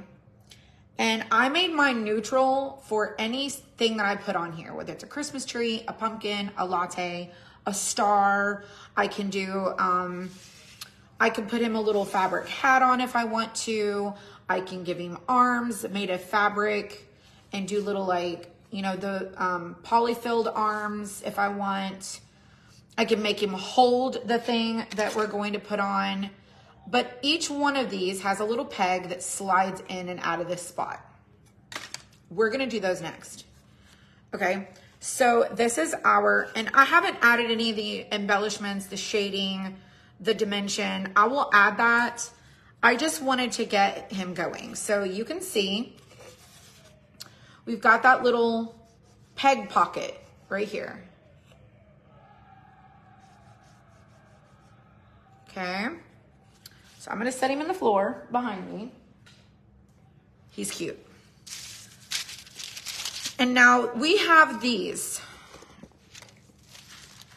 So we have these, and these are what creates the little peg. Okay, so let's start with our ghost. So our ghost is going to be white. And you can do it kind of dingy. You can do it however you want to. I'm just gonna go over mine.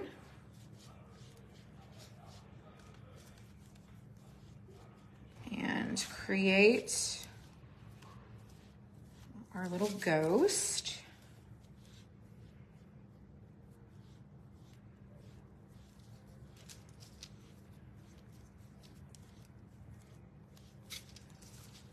Okay, so we've got our ghost.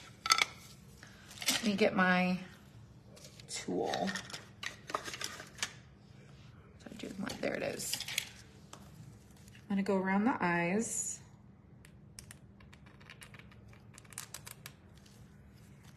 These are really simple. You can make them really detailed. You can do them very simple. This is really fun for like kids to be able to like take the thing off and on.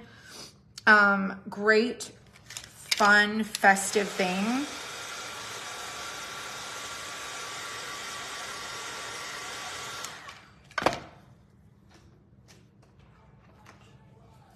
And then I'm gonna take my sandpaper.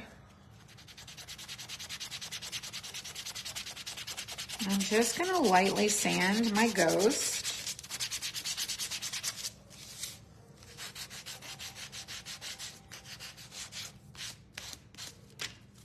Just lightly sand our ghost.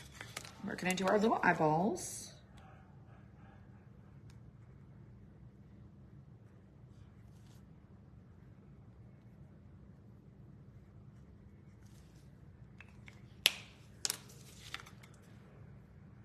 Okay, super simple.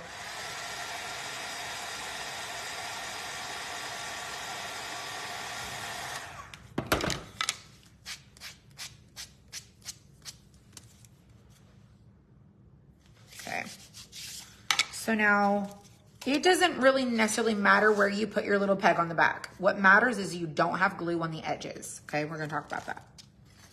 All right, so you're gonna push out a 1 and a 2. 1, 2, super easy. All right, 2 goes on first. And I'm just gonna stick it on here. I'm gonna put me a little bit of glue on the back of here. And I'm going to fixate it right there. Make sure it's good and stuck. And at this point, I don't want any glue around the edges of this. So just take you a wipe and then rotate it around to make sure that you don't have any glue seeping out. Okay. You also want the same thing with this. So add you a little glue. Okay, and then 1 goes on. Try to get it centered on your 2.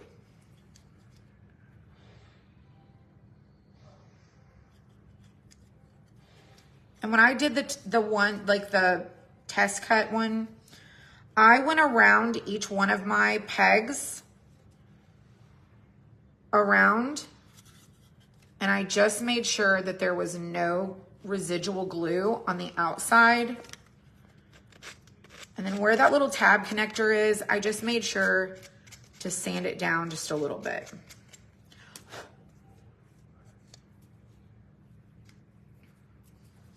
And now I'm gonna take my little guy here, And now you have a peg. And your peg slides onto your gnome, and then you can rotate it a little bit. If you want it to look like he's holding it, you can literally rotate the entire thing. It's a peg. Then you just lift up and pull it off. And then you can slide your peg right back on. Okay, so now he's holding his little ghost. Now this is where I was saying you could use some little fabric arms. You can make him look like he's got a little like hand holding it, and then you can just like use some Velcro maybe if you want to, or some of the sticky tack, like that poster tack.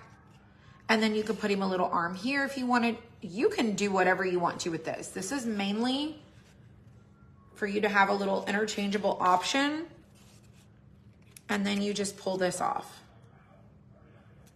And then you can slide it right back on. Now, if you want it to be higher, you can move this up, or you can put your peg lower. So if you put your peg lower, it's gonna sit right here. So just like that. So the 2 goes on, then the 1 goes on, then the 2. Just like that. So that is how that works. All right, so we got our ghost done. Now let's do our pumpkin. I'm gonna do my pumpkin with marker. Brown. Where's that brown I had? This one.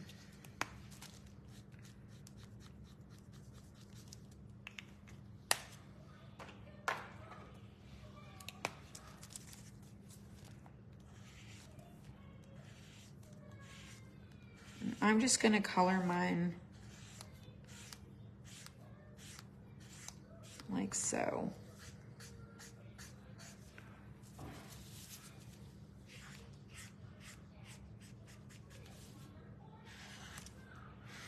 You can use paint.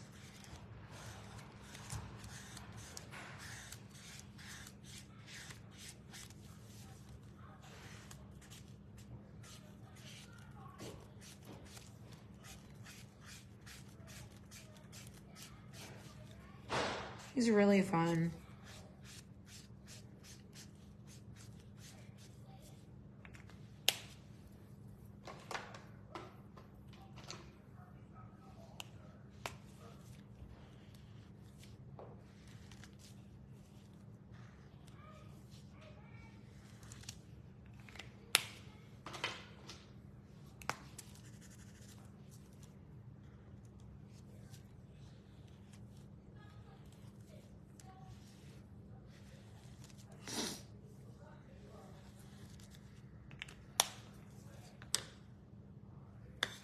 I'm gonna dry this.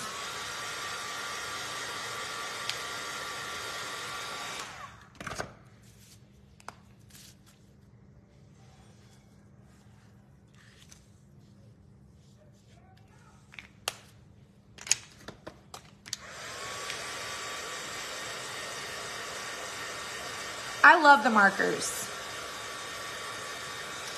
I think they're really fun.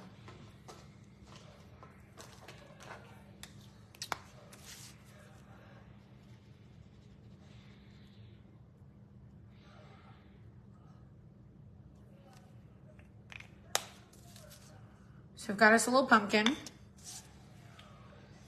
And I'm gonna go through my little lines here. And then I'm going to sand just a little.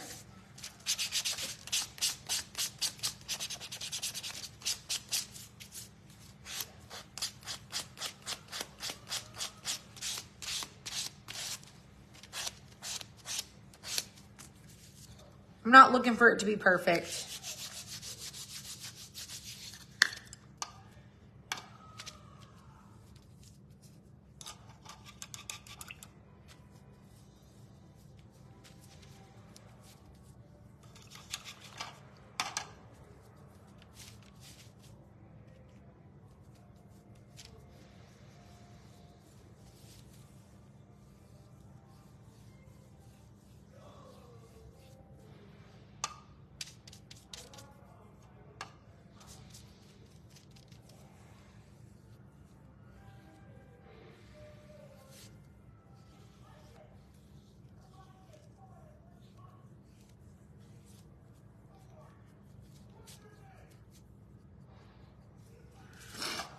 All right, we gave it a little character.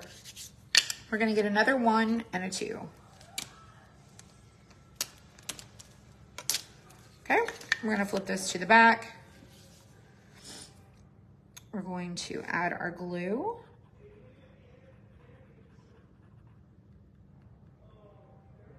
Not too much.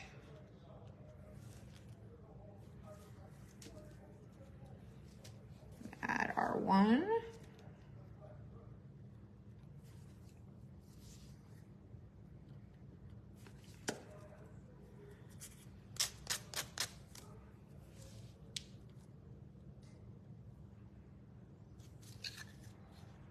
Try to get it in the middle.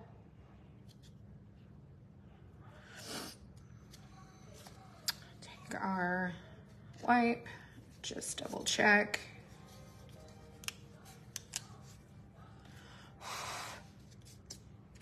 Now we have a peg on the back of our pumpkin. And now we take our little gnome guy and we can slide our pumpkin right on like so. So now we've got our ghost, our pumpkin. Put it back on. You can turn it just like so. Pull it off. Then you can change out for your ghost.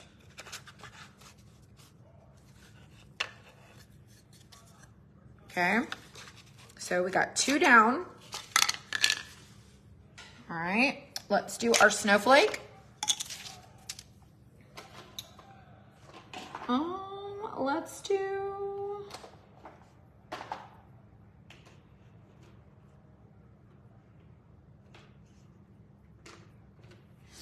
Let's do this blue, and then I'm gonna put white over it.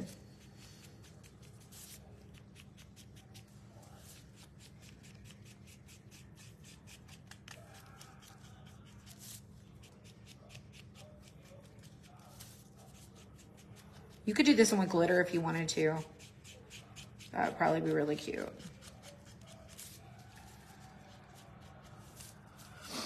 You love this. I think it's fun. This is more for people who really like gnomes and want something kind of fun. Now, you can put this on your porch, like a covered porch if you wanted to. I thought about doing that for the summer. It's not got a weight to it, so you'll have to like maybe add something maybe to the back of the, like behind the shoes to help kind of weigh it down, or glue it to a chunkier board or something of that nature. But it'd be really cute to go on a porch. I want to put it in my entryway because I just think it's going to be really cute.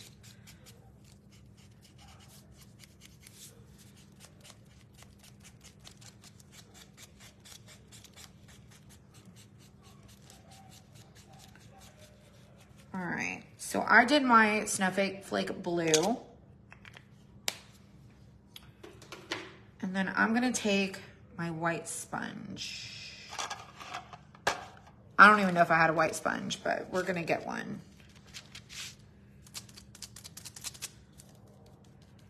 And I'm just gonna bounce over the top of it.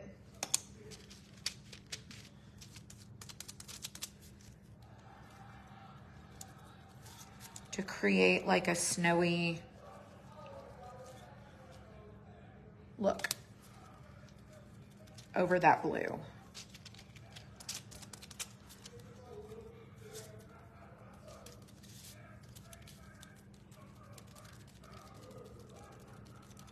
And if you want to add something extra to these, you can add something extra.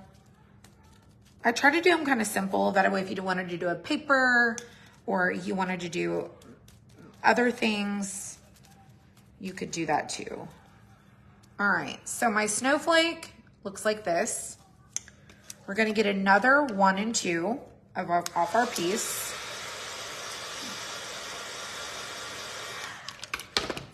Sand. Let's sand with this one.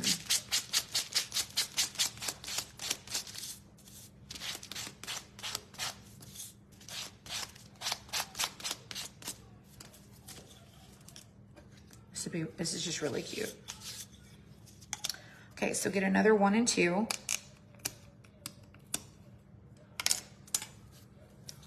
Turn on the back.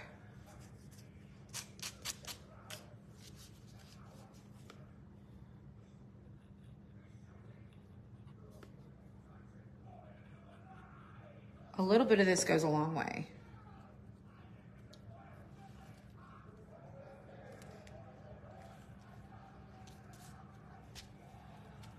I know I have extra glue on this one because I can see it. So I just wipe around to make sure there's no residual glue. You don't want this to get stuck in your thing.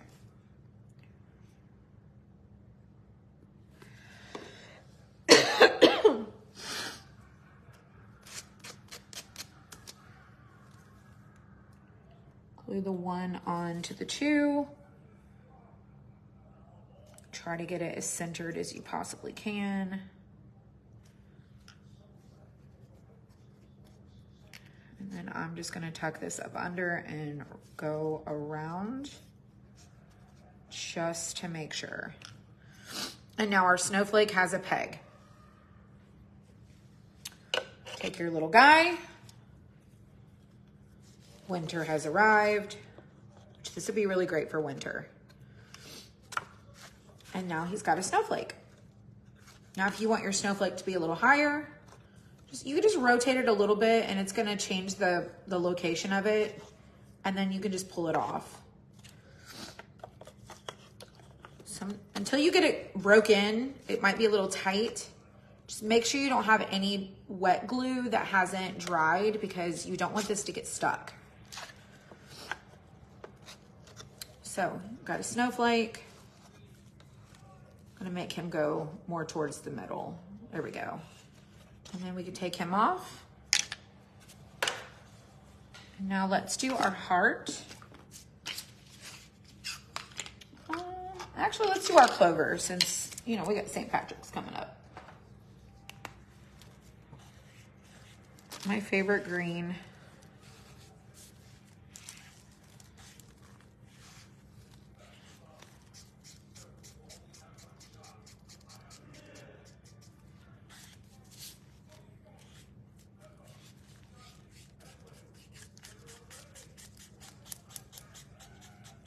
I want it to be a little distressed, so I feel like our TV is really loud.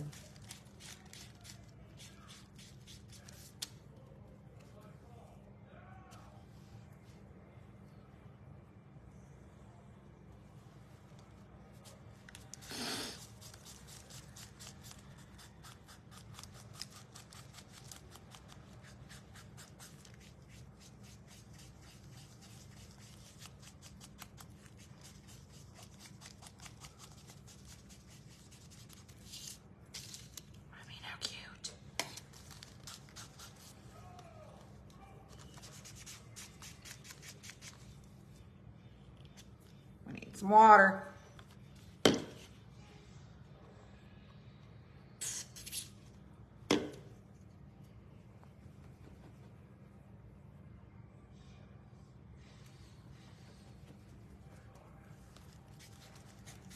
Much better.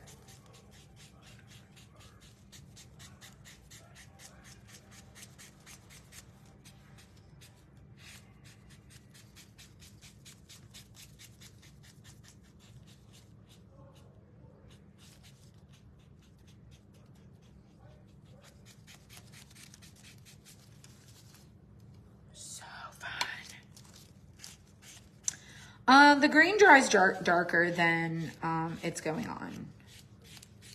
So don't freak out.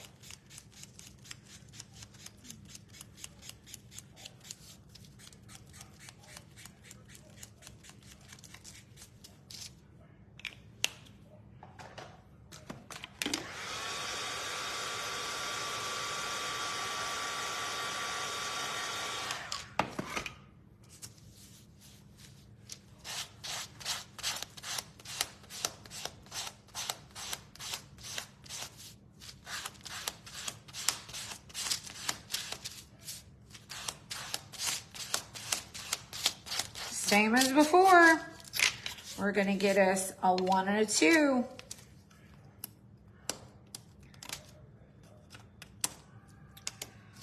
And glue them on.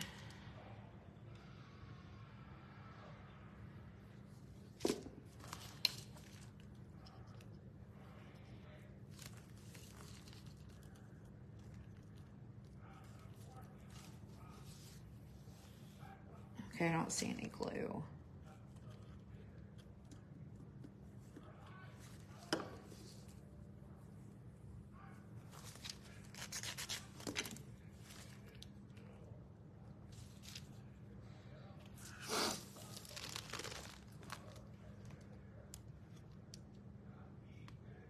It's cute. It is a really cute, you guys. So I asked a while back, like, what do you guys want to like see us add? What do you want to see us bring? And it was like more gnome stuff, butterflies, nautical. I'm like, okay, I'm working on all of those things already. Y'all, it was just Christmas time. We were so slammed. So now I'm like working on really fun stuff. Just fun stuff. This is just for fun, and super cute. So this one's got a peg. He's now ready to go. And he's got that clover now. Do you see why I did him black and white? He's like perfect for any season. He's literally perfect. You want the snowflake.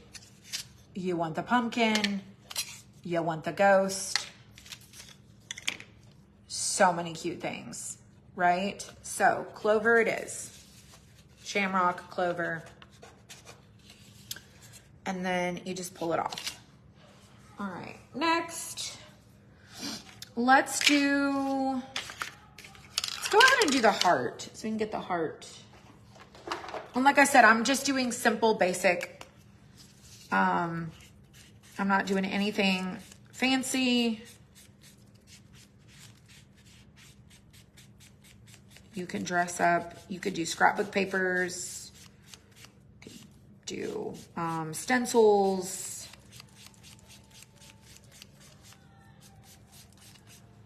Whatever you like.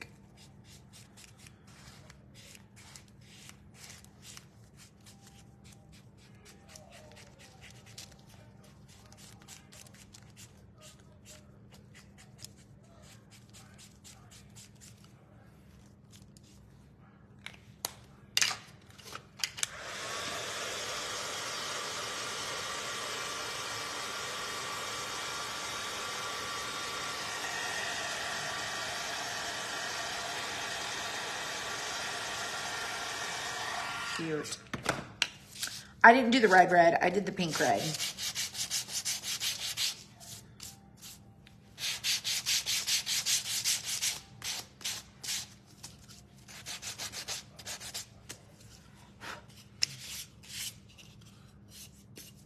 There's our heart. Again, another 1 and a 2. And you're just popping them right out of your piece here. All right, next.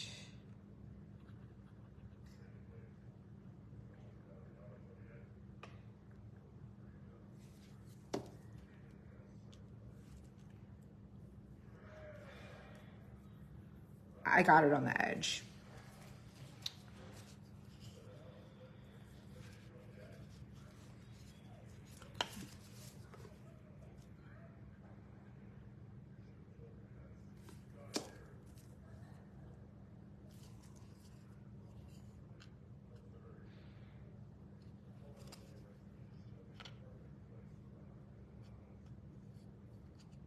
Oh my goodness, come on.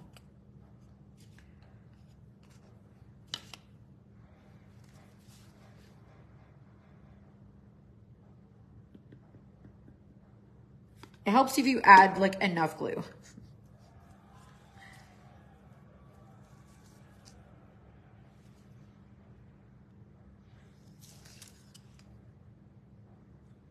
Okay, we're doing another little peg here.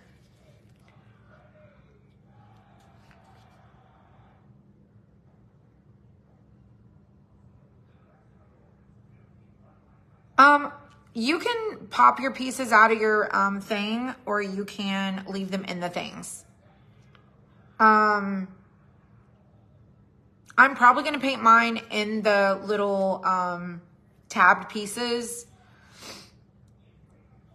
because it's probably going to be a little bit easier.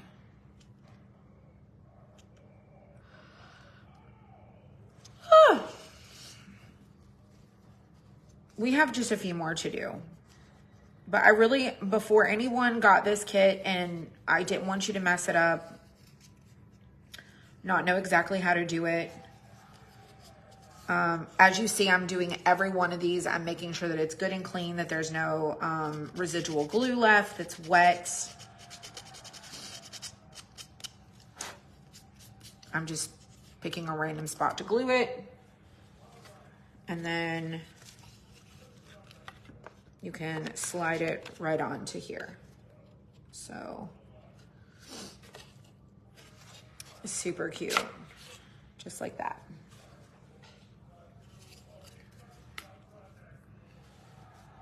I'm gonna be using the little tab system more often for interchangeable things because I think it's super, like, it's a really great idea. And then you don't have to worry about trying to find like Velcro or a magnet. And it can be something that goes on and doesn't have to necessarily like go in a different kind of slot, but we shall see. All right, I'm gonna do this one red, white, and blue. Blue. Where's that white? There it is. All right, we're gonna do a blue.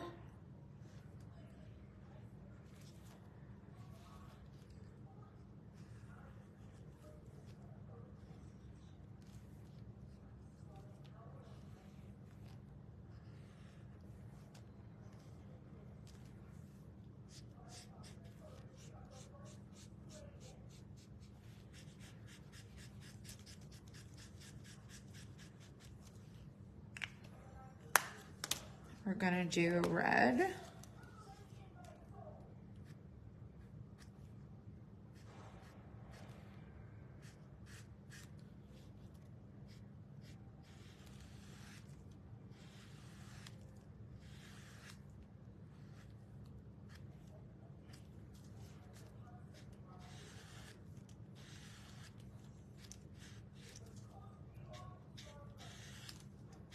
Again, there's nothing here. I'm just making it as I go.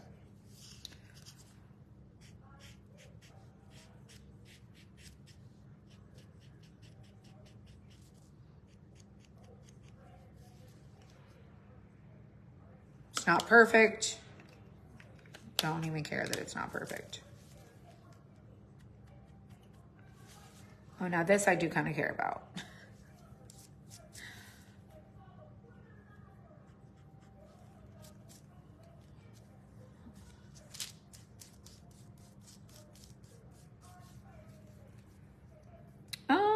Let's try and do this.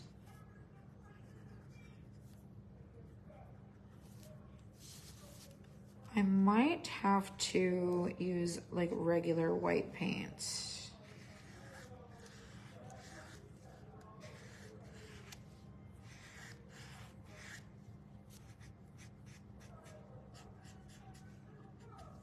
Yeah.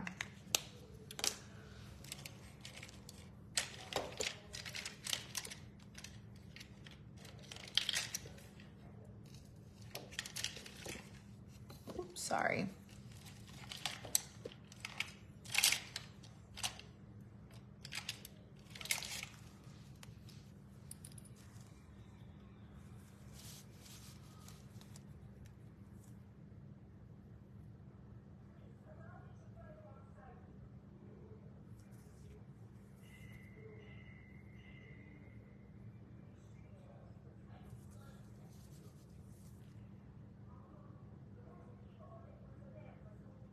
Again, not going for perfection. You can kind of see what's happening here.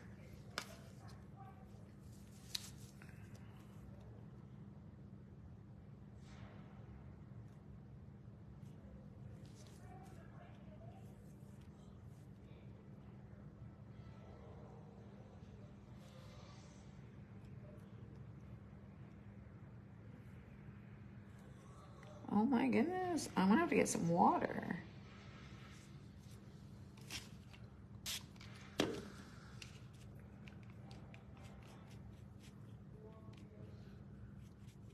My white's been sitting there too long.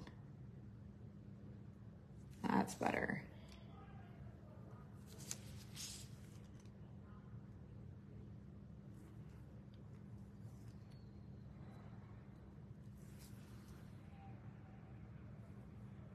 Notice how it's kind of like on a diagonal. It's because I don't think my star is perfect. It'll be okay. I'm not going to overthink it.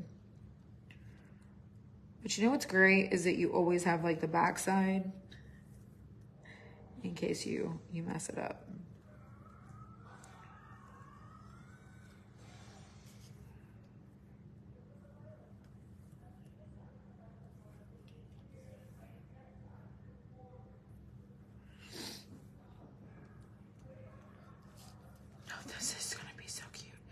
Y'all, it's kind of wonky, but I think it's gonna be fun.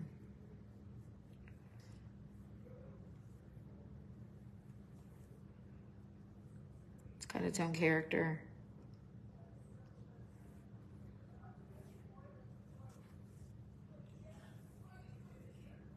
I'll add some dots.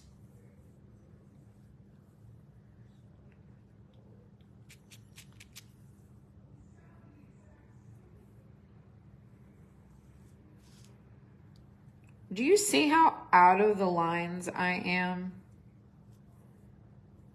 That white got real thick real fast. It's all good.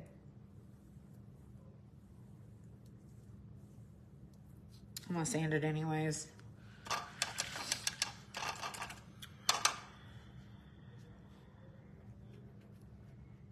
All right, let's take some whites.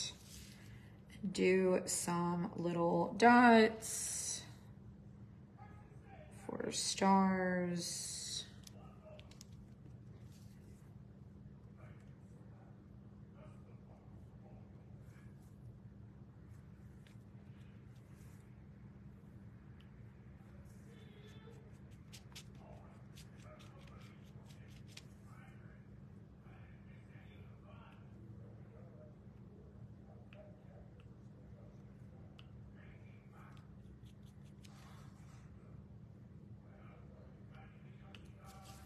See how it's going.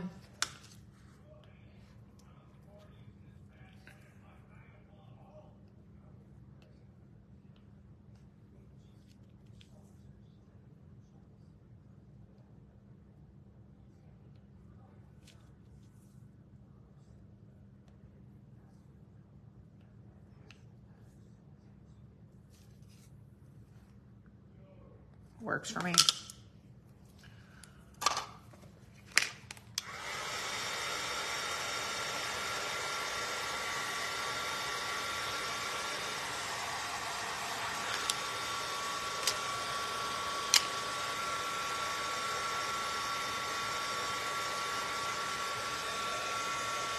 All right, we have a football, a flower, a bunny, and our tree.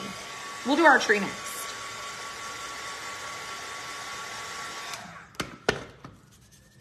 Oh my gosh. It is what it is. Let me try to fix my mistake. I got it. Normally I know better than to do that, but look at me. It'll be all right.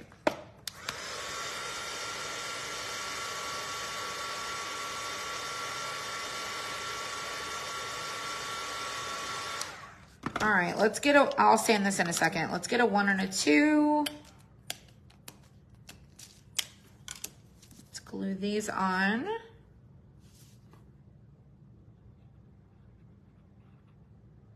This is a big project to do all at once. So I get if you guys want to like break it up. In like sessions. For sure.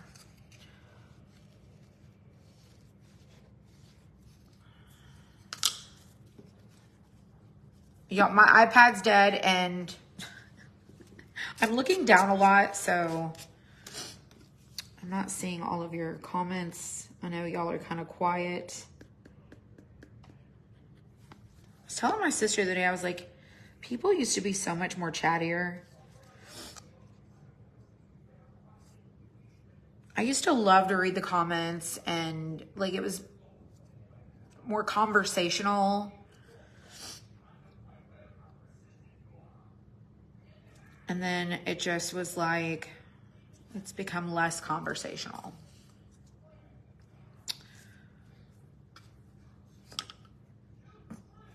All right.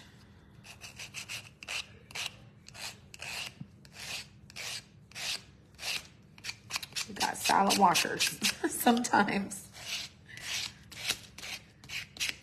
All right, we're gonna try to make it look worn.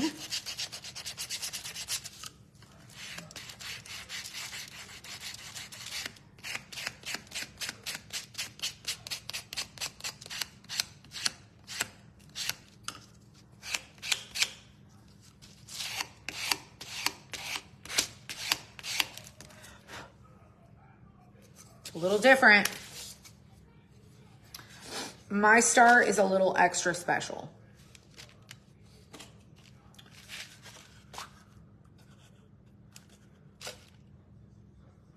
This would be really cute if you did like a skewer with a little like palms.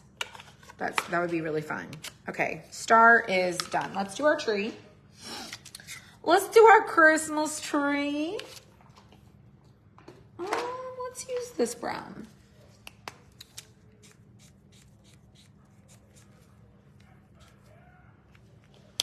And my favorite green.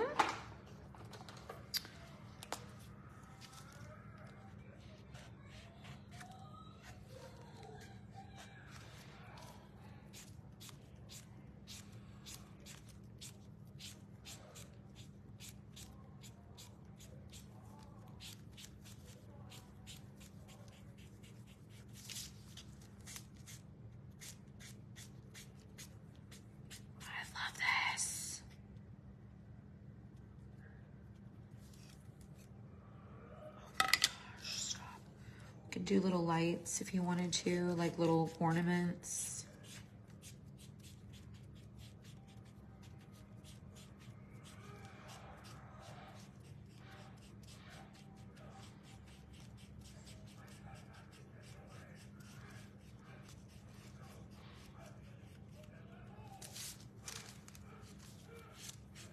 This is cute.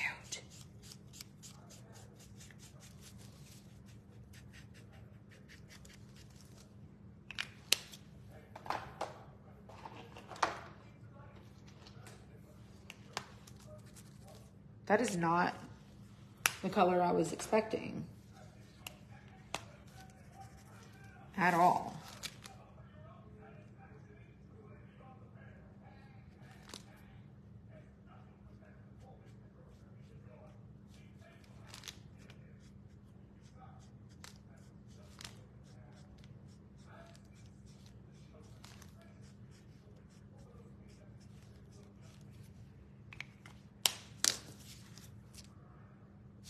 It's looking tree-ish. Trying not to take all night long.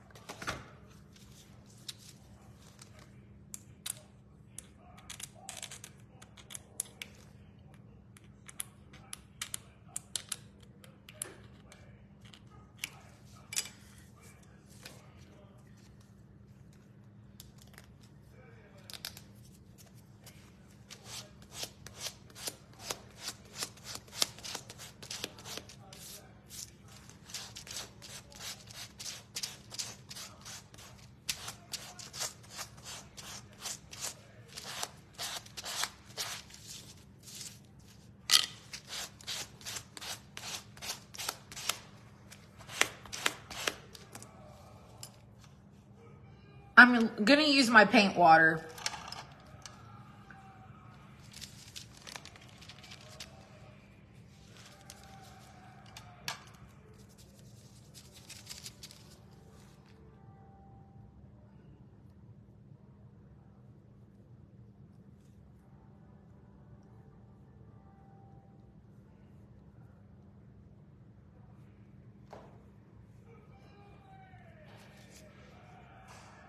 Cute.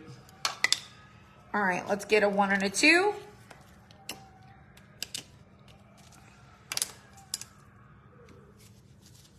Glue it onto the back.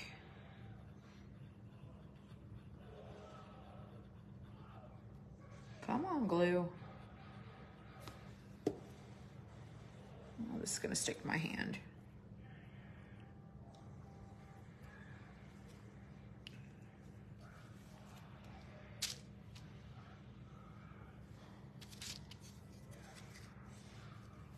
I can feel it. It's seeped.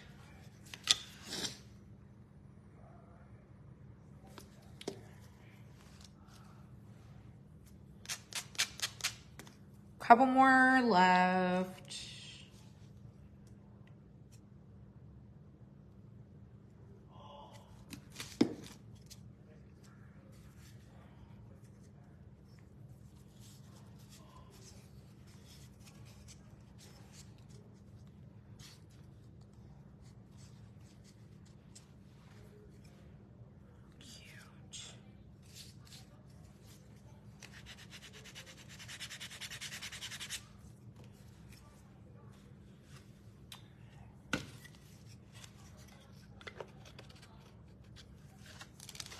He's got a cute little tree. These are just so fun. So fun. Let's do our bunny. Let's do our bunny.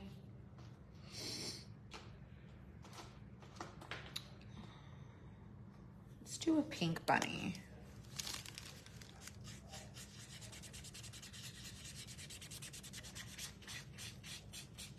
Oh, this marker is not. It has seen better days.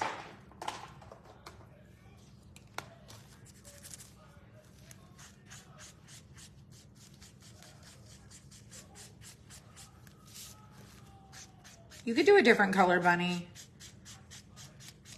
This is kind of more like a peep, so I wanted to do it kind of colorful.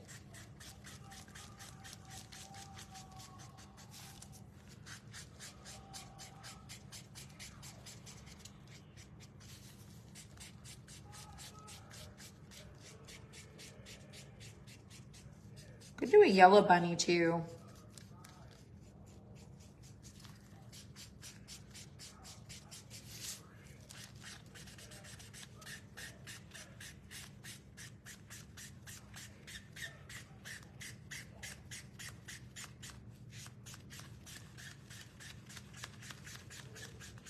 This marker is not really sure if it wants to make it.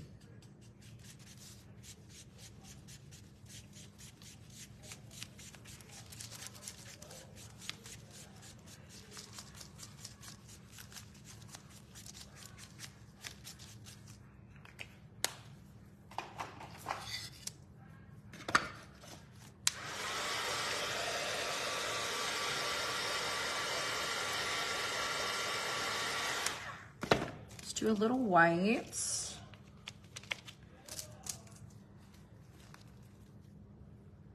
Let me get some white paint that's not like dried.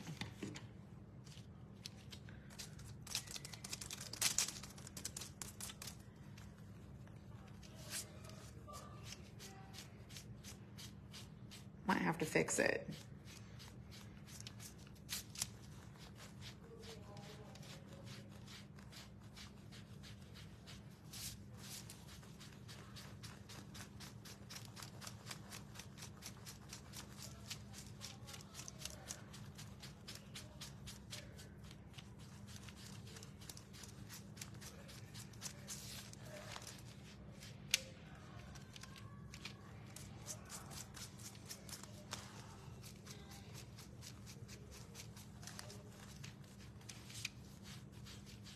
I'm gonna sand it so it will look a little better. Just wanted a pastel-y kind of bunny.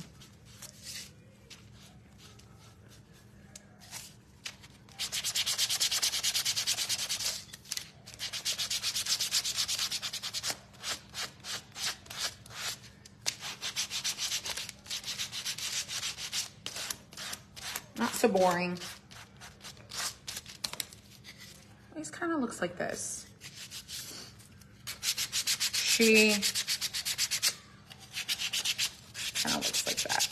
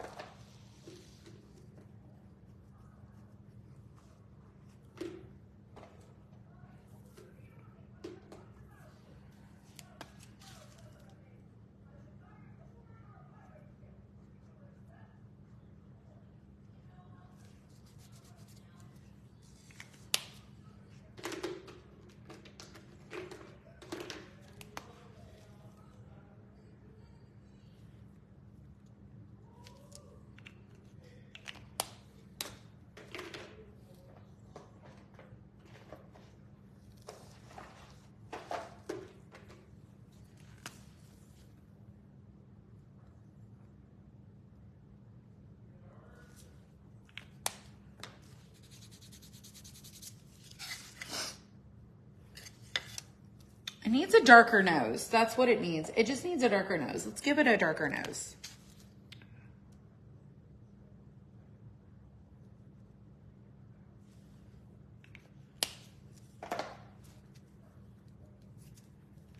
And then let's sand it.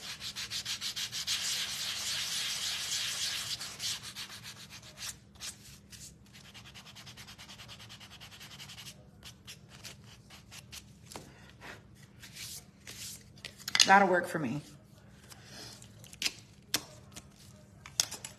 Let's put, we have like, I think 2 more.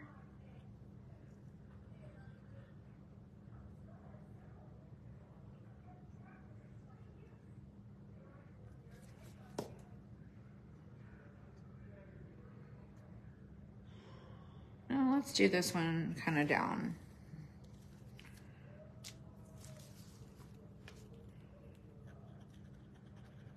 You don't really want to put it on the one because you don't want it to like be too much, for sure.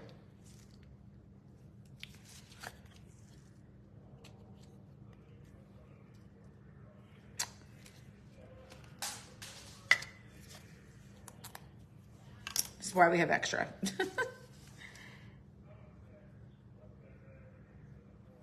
There we go.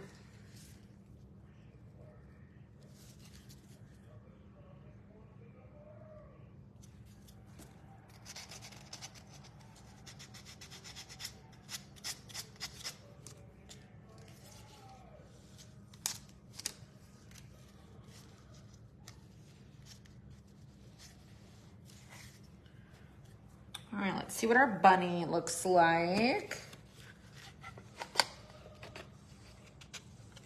Oh, how cute. Our cute little pink bunny.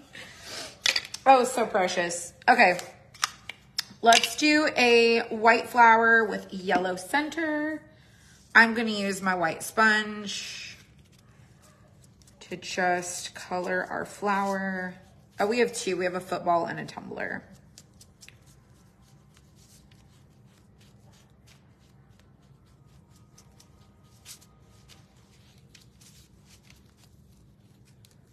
Go around our circle.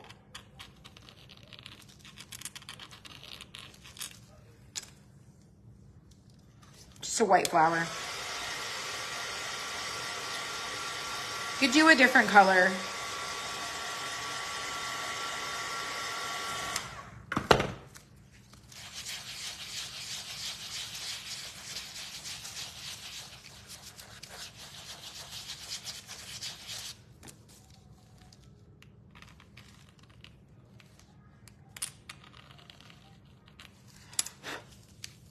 All right, yellow it is.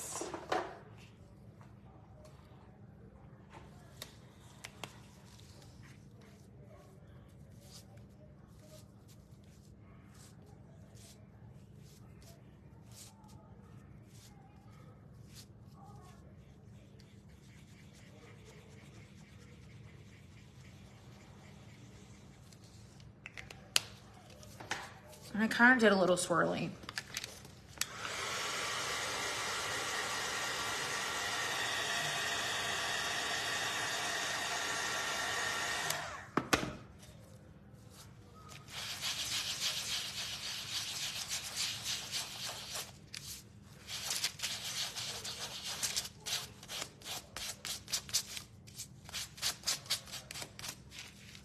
Let's take our paint water.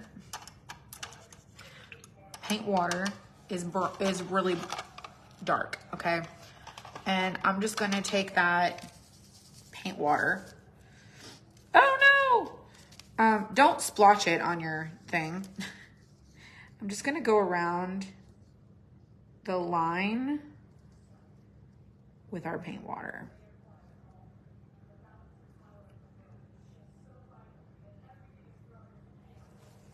And then I'm just gonna fix that little spot right there that kind of splashed.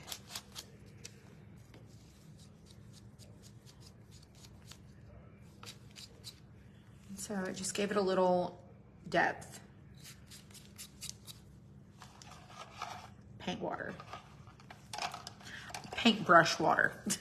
Paintbrush water. All right. 1 and 2. I'm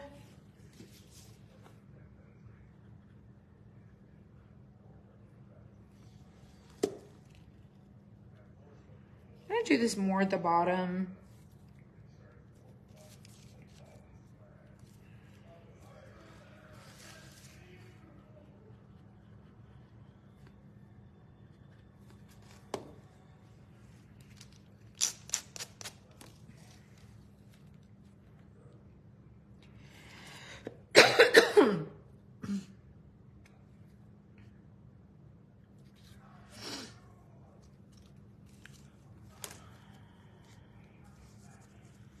Make sure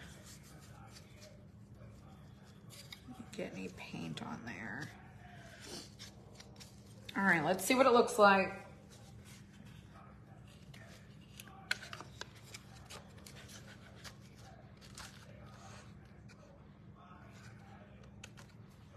It's so cute. So stinking cute. I'm telling you, the black and white for me was like, it's so neutral and all of these go. Like they all go. They're just so fun. All right, 2 more. Let's do our football. And then we'll do our tumbler. So the football has white laces. Let me wipe this first because I think what I'm gonna do is stain it brown, like burnt umber brown. And then I'll go over it with white.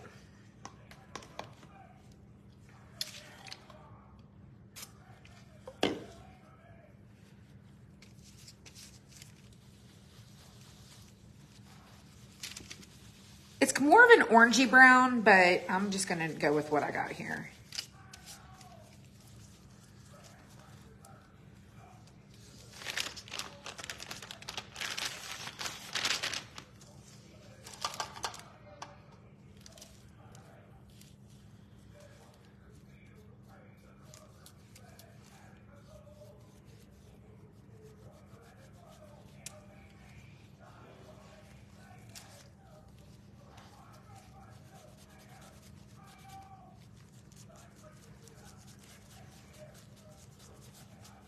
trying to make it look like it's got a little character to it.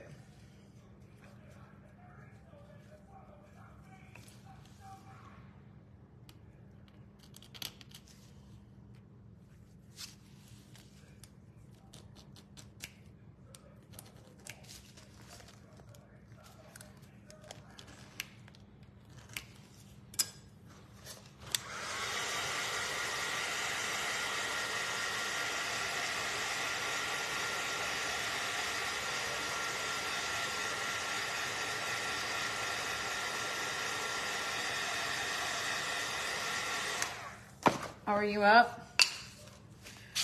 What are you doing up? Sort of. Huh? I'm sort of up. Oh, you're sort of up? Are you sleepwalking?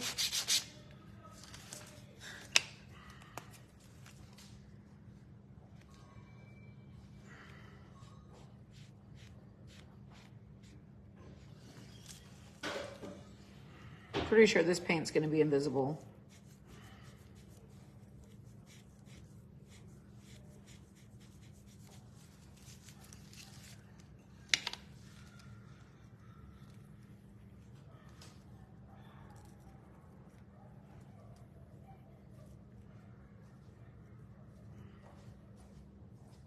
I'm not staying in the lines at all.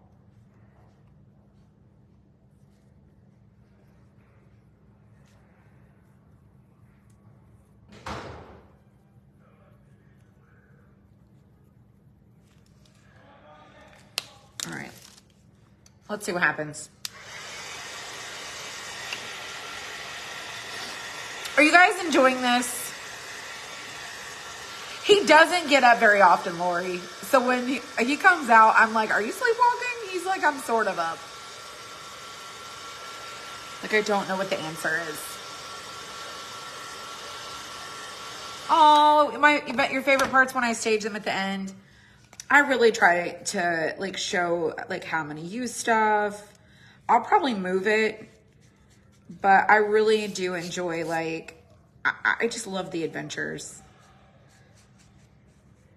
The imagination, like I was telling Robin, okay, in the beginning when we did this like conversation, I was like, Robin, listen, I love the brainstorming. I love the think about it. I love the thinking about it parts. I just really like the trial and error. I like figuring stuff out. Fixing it if I need to. Like, I love all of that part. But I really love the picture taking part too. That's probably one of my favorite things.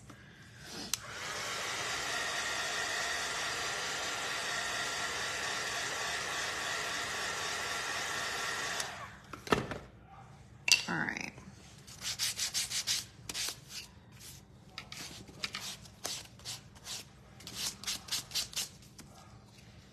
There's our football. Looks really good. All right, 1 and a 2.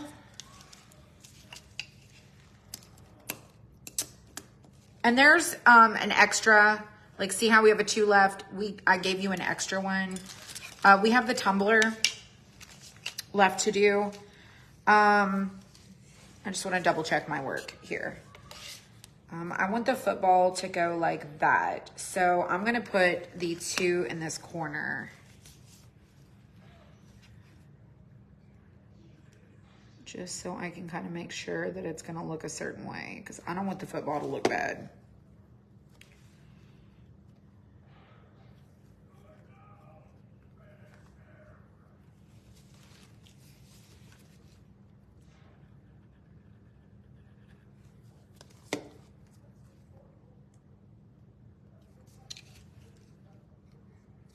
I might have gotten it too close to the edge. Darn. I think I might have.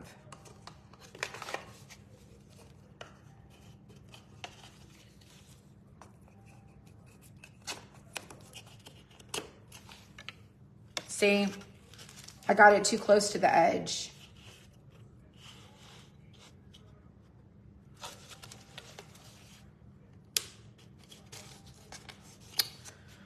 let me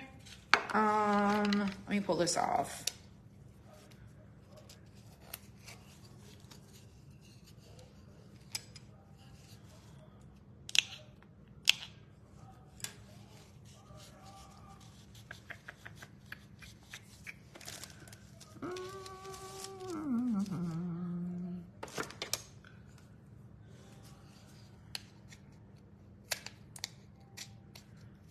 I'm going to use my other two to fix it.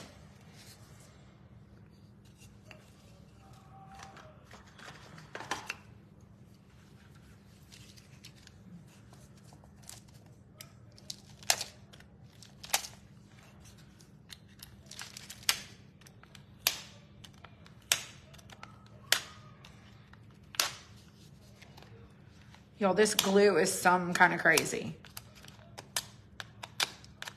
Not kidding. Let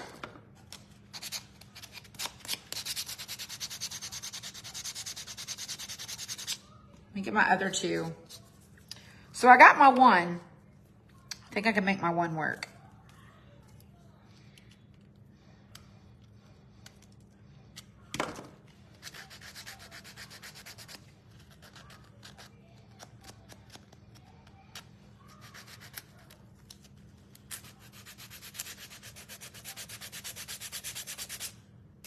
Yeah. All right, that too is toast. Let's get this one. We can't mess it up. And we're gonna add it a little higher this time. We're not gonna go so far down.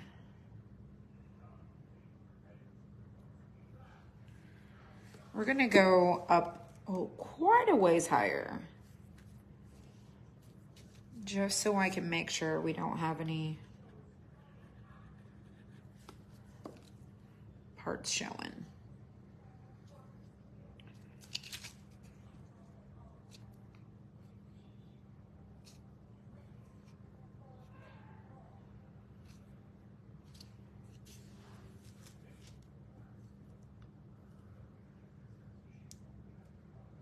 You think you'll need an extra sheet of spacers?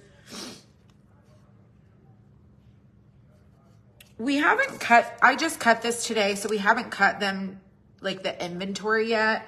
So if you order it, I put like 25 in the shop. That's it, because we're gonna cut it tomorrow. I think I might add an extra, like few of these. I have to see how much room I have on the board left.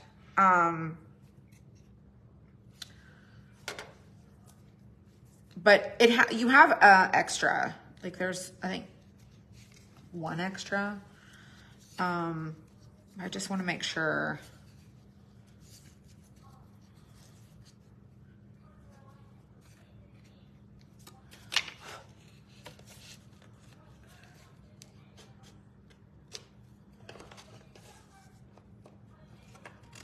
There we go. That is so much better.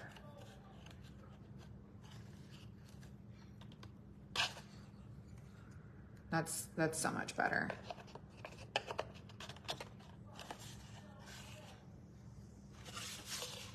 He's a football fan. All right, last one. We have two left. Our tumbler. All right, what do I do with it? Here it is. All right, we're gonna do a white top.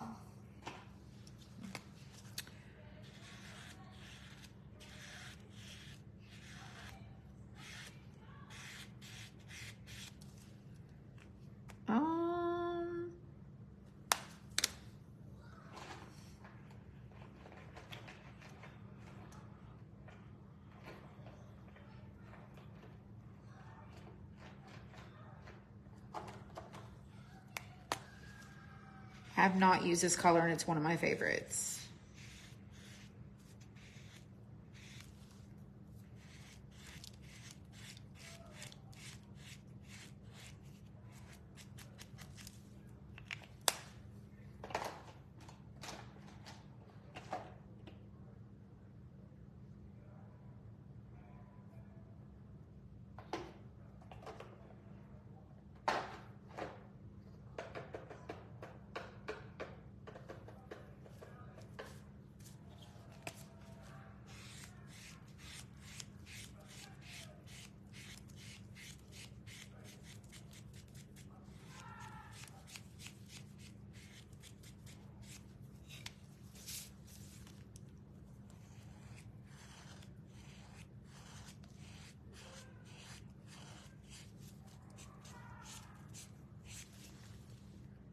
so precious. Let's see how this dries.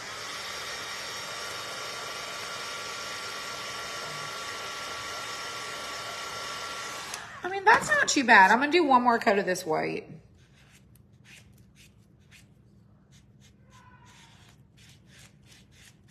I love that color. It's like a boho blue. It's really cute.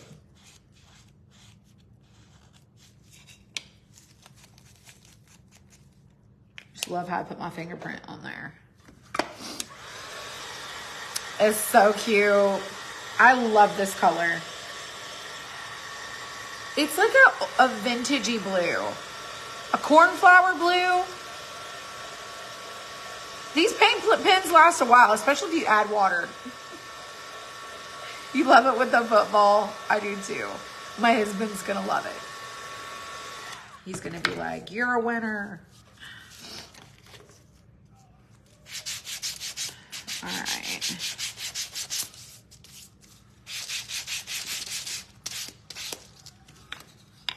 All right, I'm gonna use my paintbrush water.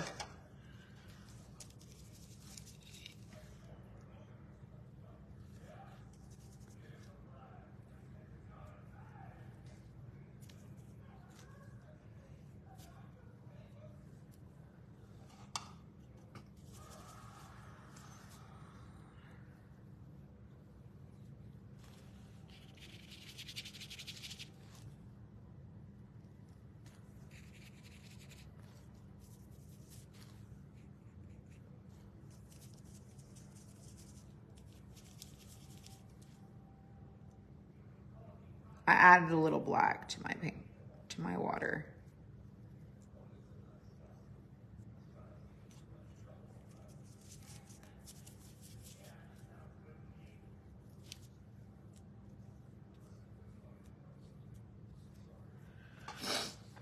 And then let's do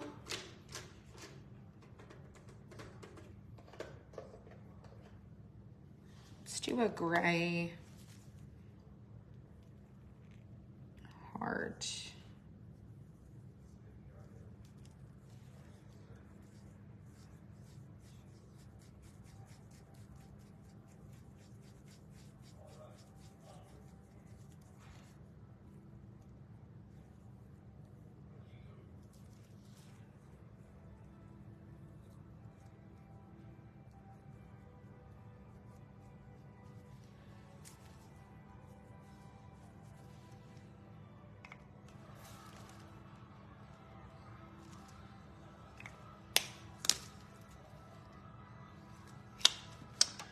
You know it's so cute.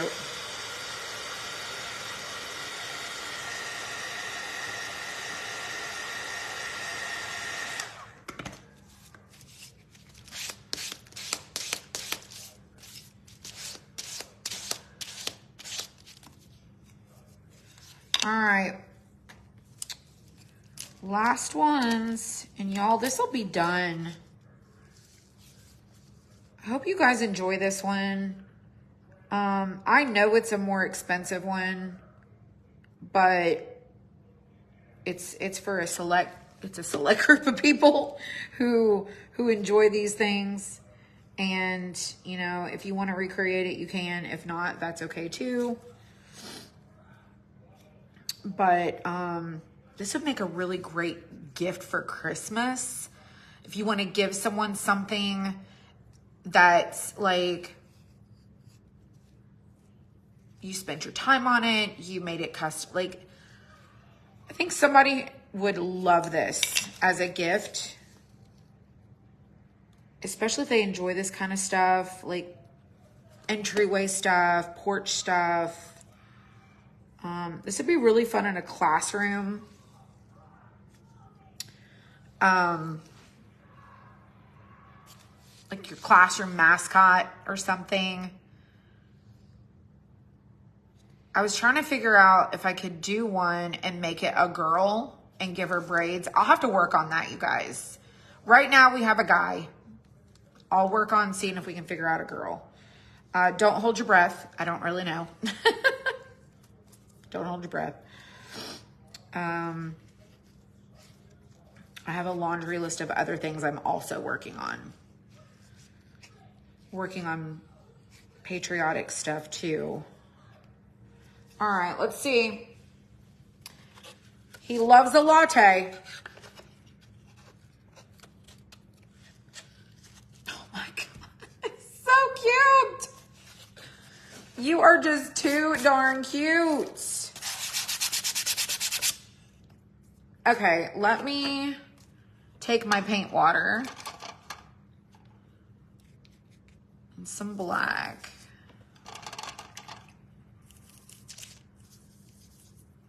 I'm gonna go up in the top. Just create some shadow.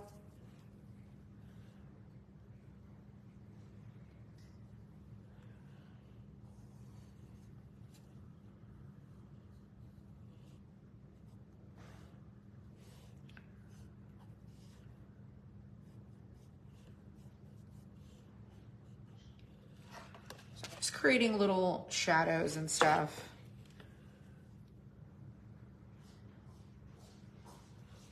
Like a little fold in the nose.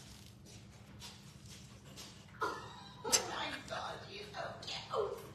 Wait till you see all the pieces. He's got a little feet. They're just so cute. Wait till you see all the little pieces. Oh my God, you're just gonna be like, stop it.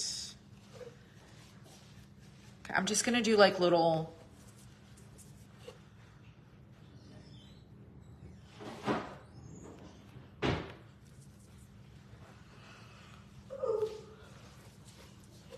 add some more water.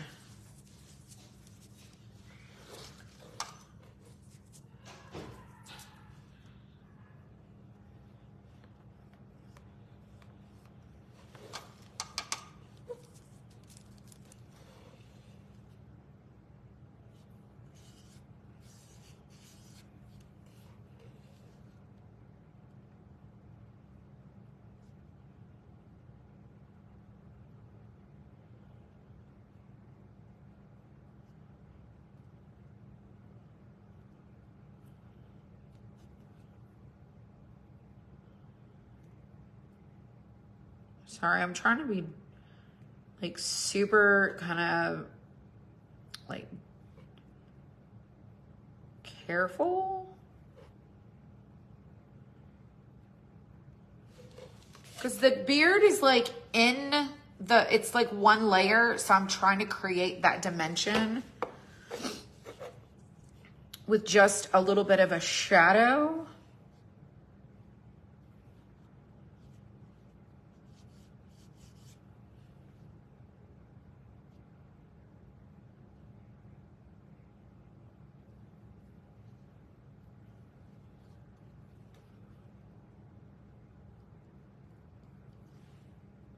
Where the face, see how it's start like just framing the face part creates more of like gosh, just depth. Okay, so cute. You're just too cute. I told y'all I do not have a very steady hand, so it kind of is what it is.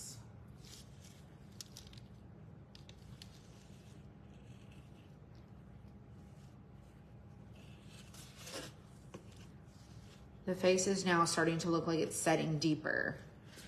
All right, and then I did a little bit on this beard.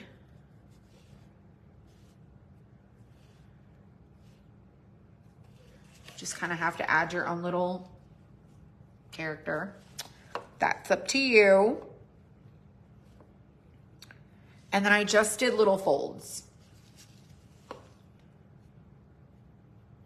Just little swoosh, swoosh, swoosh.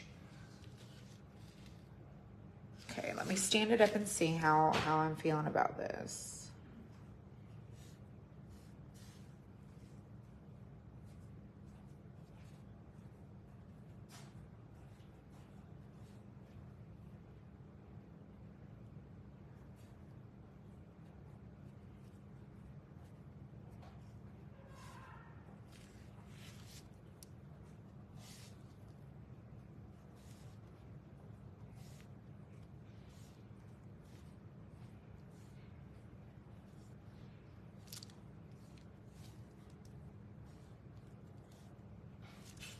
Okay. So basically I'm just, you can see how I went through and created little swooshes, little swooshes, little swooshes, little swooshes around to create something that makes it feel like it's more, like got some dimension.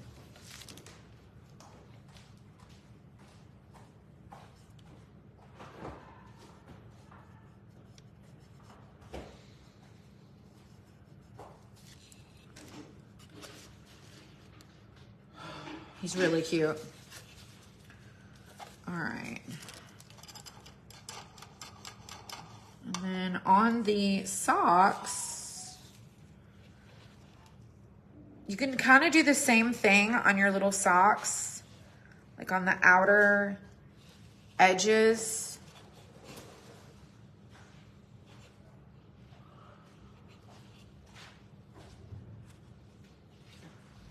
Just create some little lines.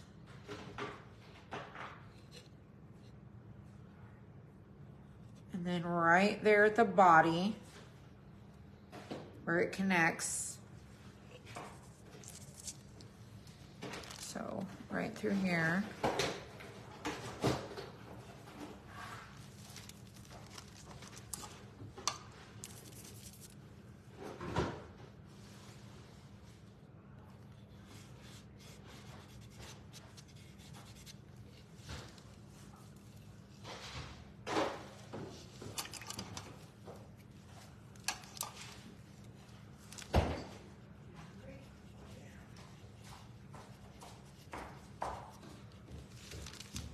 So just add some shadow.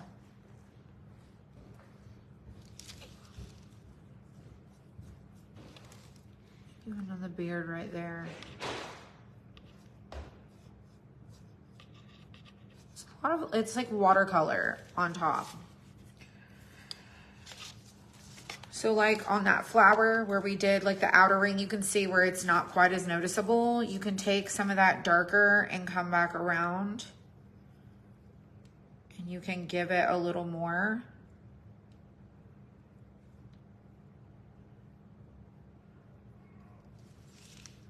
And just liven it up.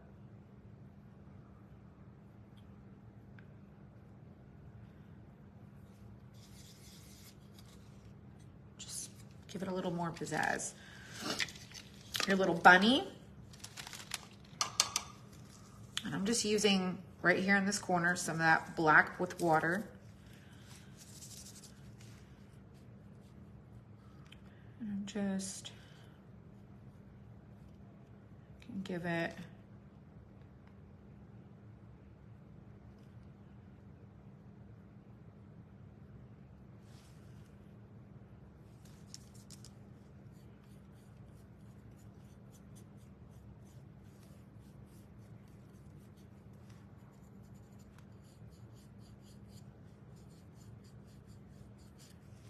just a little.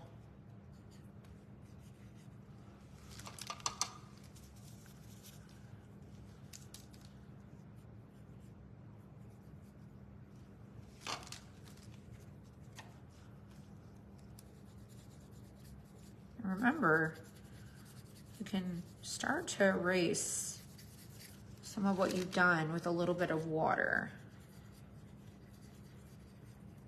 So I think it looks great. He looks good. So I'm just gonna leave him. All right, let's go over what we did. Raise this up, okay? So he's tall. I made mine a little bit lower, so you can see his legs can go a little higher still. Mine's a little shorter. And I'm keeping mine kind of simple like this. If I decide I want to add any sort of extra things, I will. I've really done the things that I feel like I want to do for mine. So I'm not going to overdo it. So we've got a little latte. And it's got that little peg. And it just slides in. And like I said, if you don't want this where you can move it over, you can move it up higher.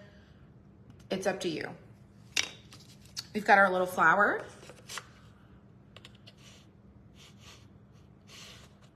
And see, depending on how you turn it, will depend on like where it goes, because we did not put it in the center. We put it to the side. So this is gonna hook on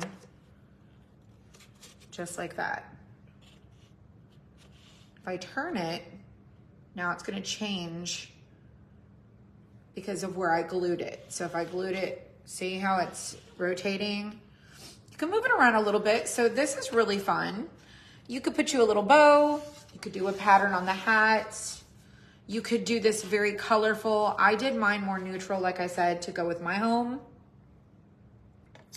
Oh, I gotta do the shoes. I was gonna do, let me do the shoes really quick. Let me do that.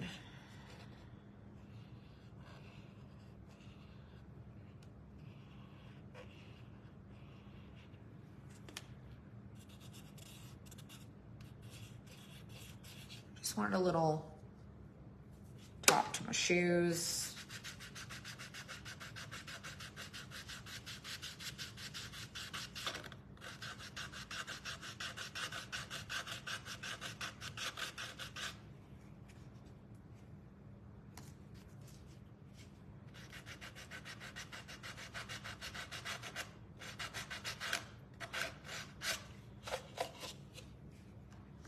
Just creating a little more of a gap. I did a little highlight on the top. All right, flower it is. Okay, then we've got our little bunny. Our bunny. So fun. You could do you a little piece of ribbon. You could dress it up. So for example, see the little ears? If I added a little, just a little highlight, just a little, in the little ears, just gives it a little character.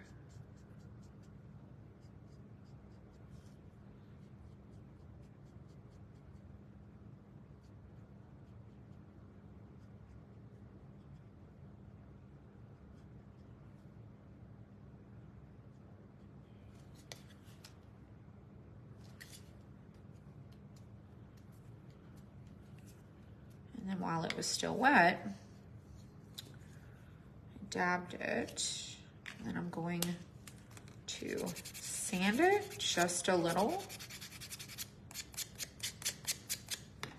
So bunny, so cute. All right, our star.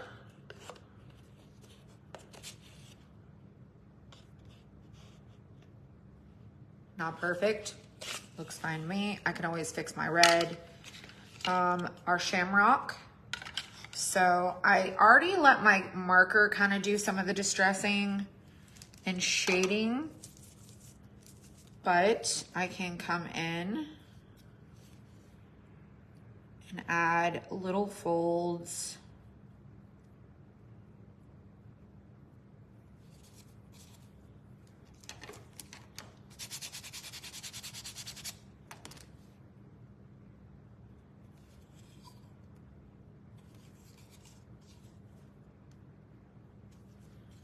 Just with a little bit of highlights, shadows.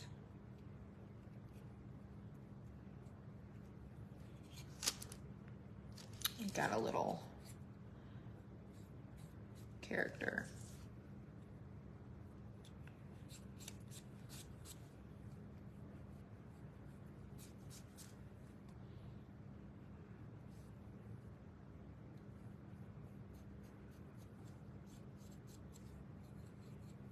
Just add your little extras wherever you want to.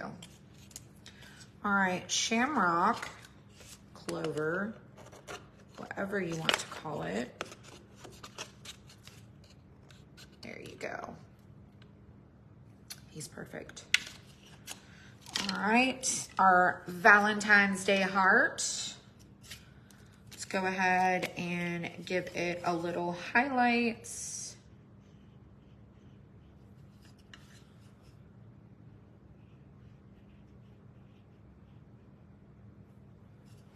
Just a little. You can do like some on this side.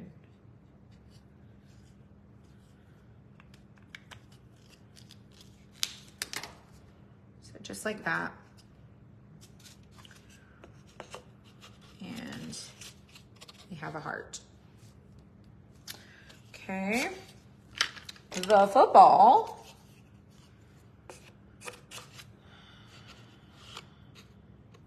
Got this little football player. Our Christmas tree.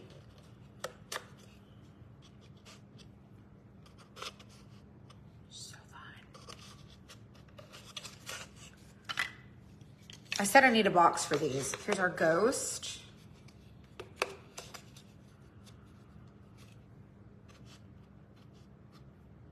Super cute. Our pumpkin.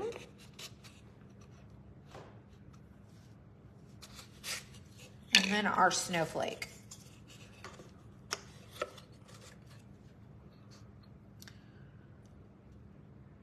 He's so fun. So it is Easter. So you could do the bunny. I'm gonna put this here shamrock on because you know. It's that time. It's that time of year. Let's go see what we want to do. He is so fun. So over here at my front door, okay, we're cleaning our rug too, by the way. And all of this stuff got cleaned. So let's turn on our light. So this goes down here, kind of in this area. And then I have this little guy right here. So he's really fun. This has kind of got all like the black and white stuff over here. Let's see, what did our long guy do? Let's see what our long guy did. What did he do? Because he was here this morning. Or was that yesterday? It might have been yesterday. I don't know what he did.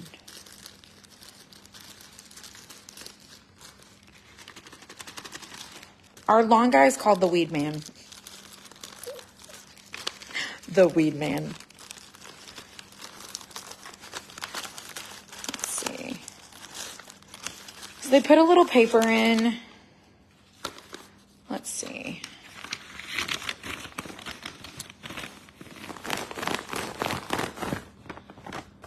It says, "Here comes spring." Or maybe winter. Who knows? Today's application, we applied a pre and post emergent herbicide. If you have not received rainfall in 24 hours, please water. Okay, thank you for being a Weed Man customer. Soil sample analysis are on their way. Recommended mowing. We haven't mowed. And then it says if you refer a friend, you get $50. And it says coupon code is REFER50. And there's our bill. It is $71 a month for them to come and do our February service. And our yard looks the best it has ever looked in forever. Like, our yard looks so good. Our grass is dormant right now, but our yard looks so good. Anyways, let me show you how cute he is. Look at him. He's just hanging out over there. And then we'll change him out. He's perfect for my area. Now it makes sense, I hope. I have something else that goes in that little spot right there. It's not supposed to be bare. I think my husband packed it.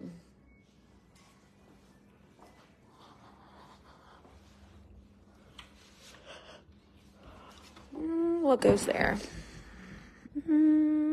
I don't know. I don't know. There's all my black stuff. I know that the lantern and this definitely go. These are all my black things that go in this little area over here. So here's my other pot that goes with this one.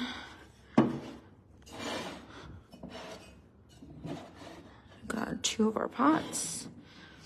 And then something else went here. I think it was a plant. Y'all can't even remember. I can't even keep track of all the things that are supposed to be over there. I forgot what's over here. Nothing. I think I said that a minute ago. There's nothing over there that I want. Let's put the cactus over there. I think the cactus will look good. Y'all, that's a Dollar Tree project. We did that with spackling.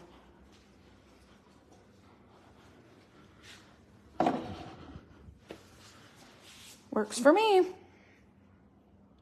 So we've got the black and the white and the green. We've got our little cow over here. Oh, something else goes here also. I don't know what goes there. I think it was, I'm not looking there because nothing's in there. Let's go see.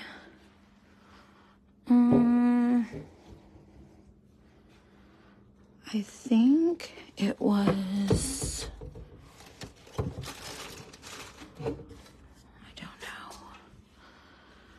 Nothing there. I think honestly it might have been one of these.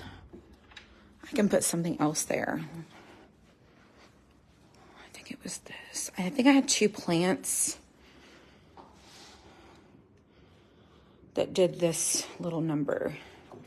And this is just an IKEA plant that's in a pot.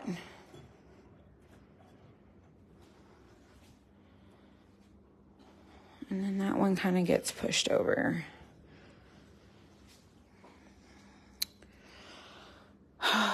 So our rug's getting cleaned, so we don't have a rug in here. And then this is kind of crooked.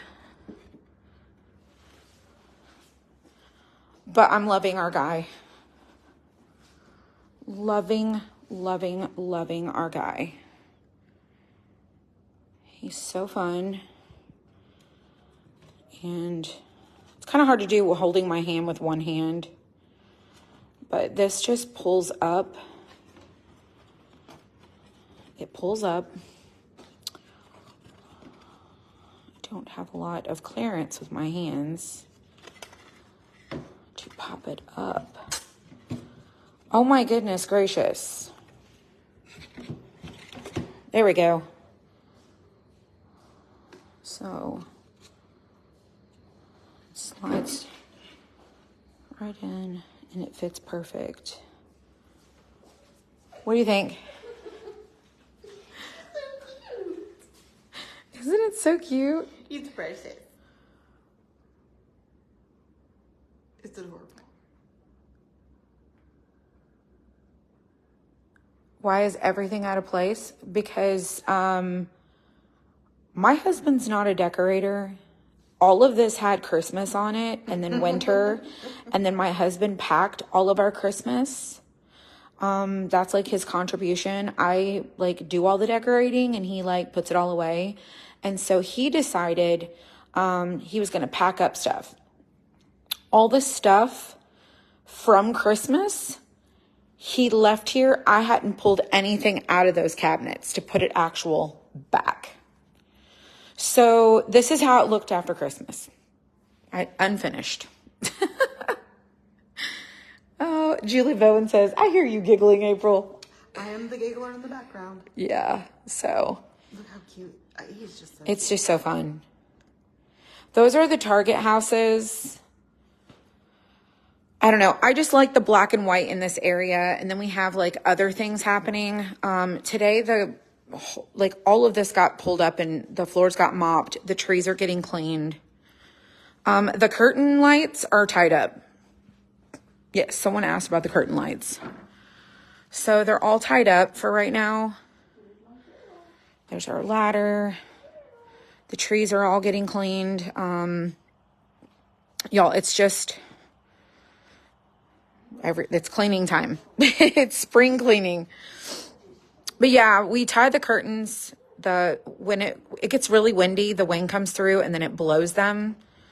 So we've had some storms here recently. She has a vet appointment tomorrow. She is shedding stuff. Yeah. What are you doing, ma'am? She's losing her winter coat. What are you doing? What? What are you doing? What are you doing? Girl. What are you doing?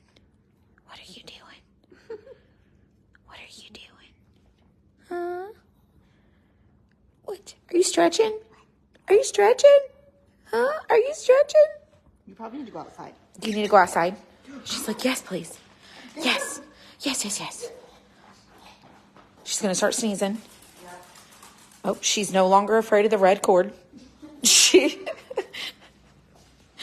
Oh my gosh. Okay, let her do her lead out the door. Ready? Ready? Go. Woo. She hikes her back legs up. She does. She's so silly. Okay, you guys, this is my mess. This is literally my mess. All right, one last time. Snowflake. I'll take pictures of these tomorrow. Pumpkin.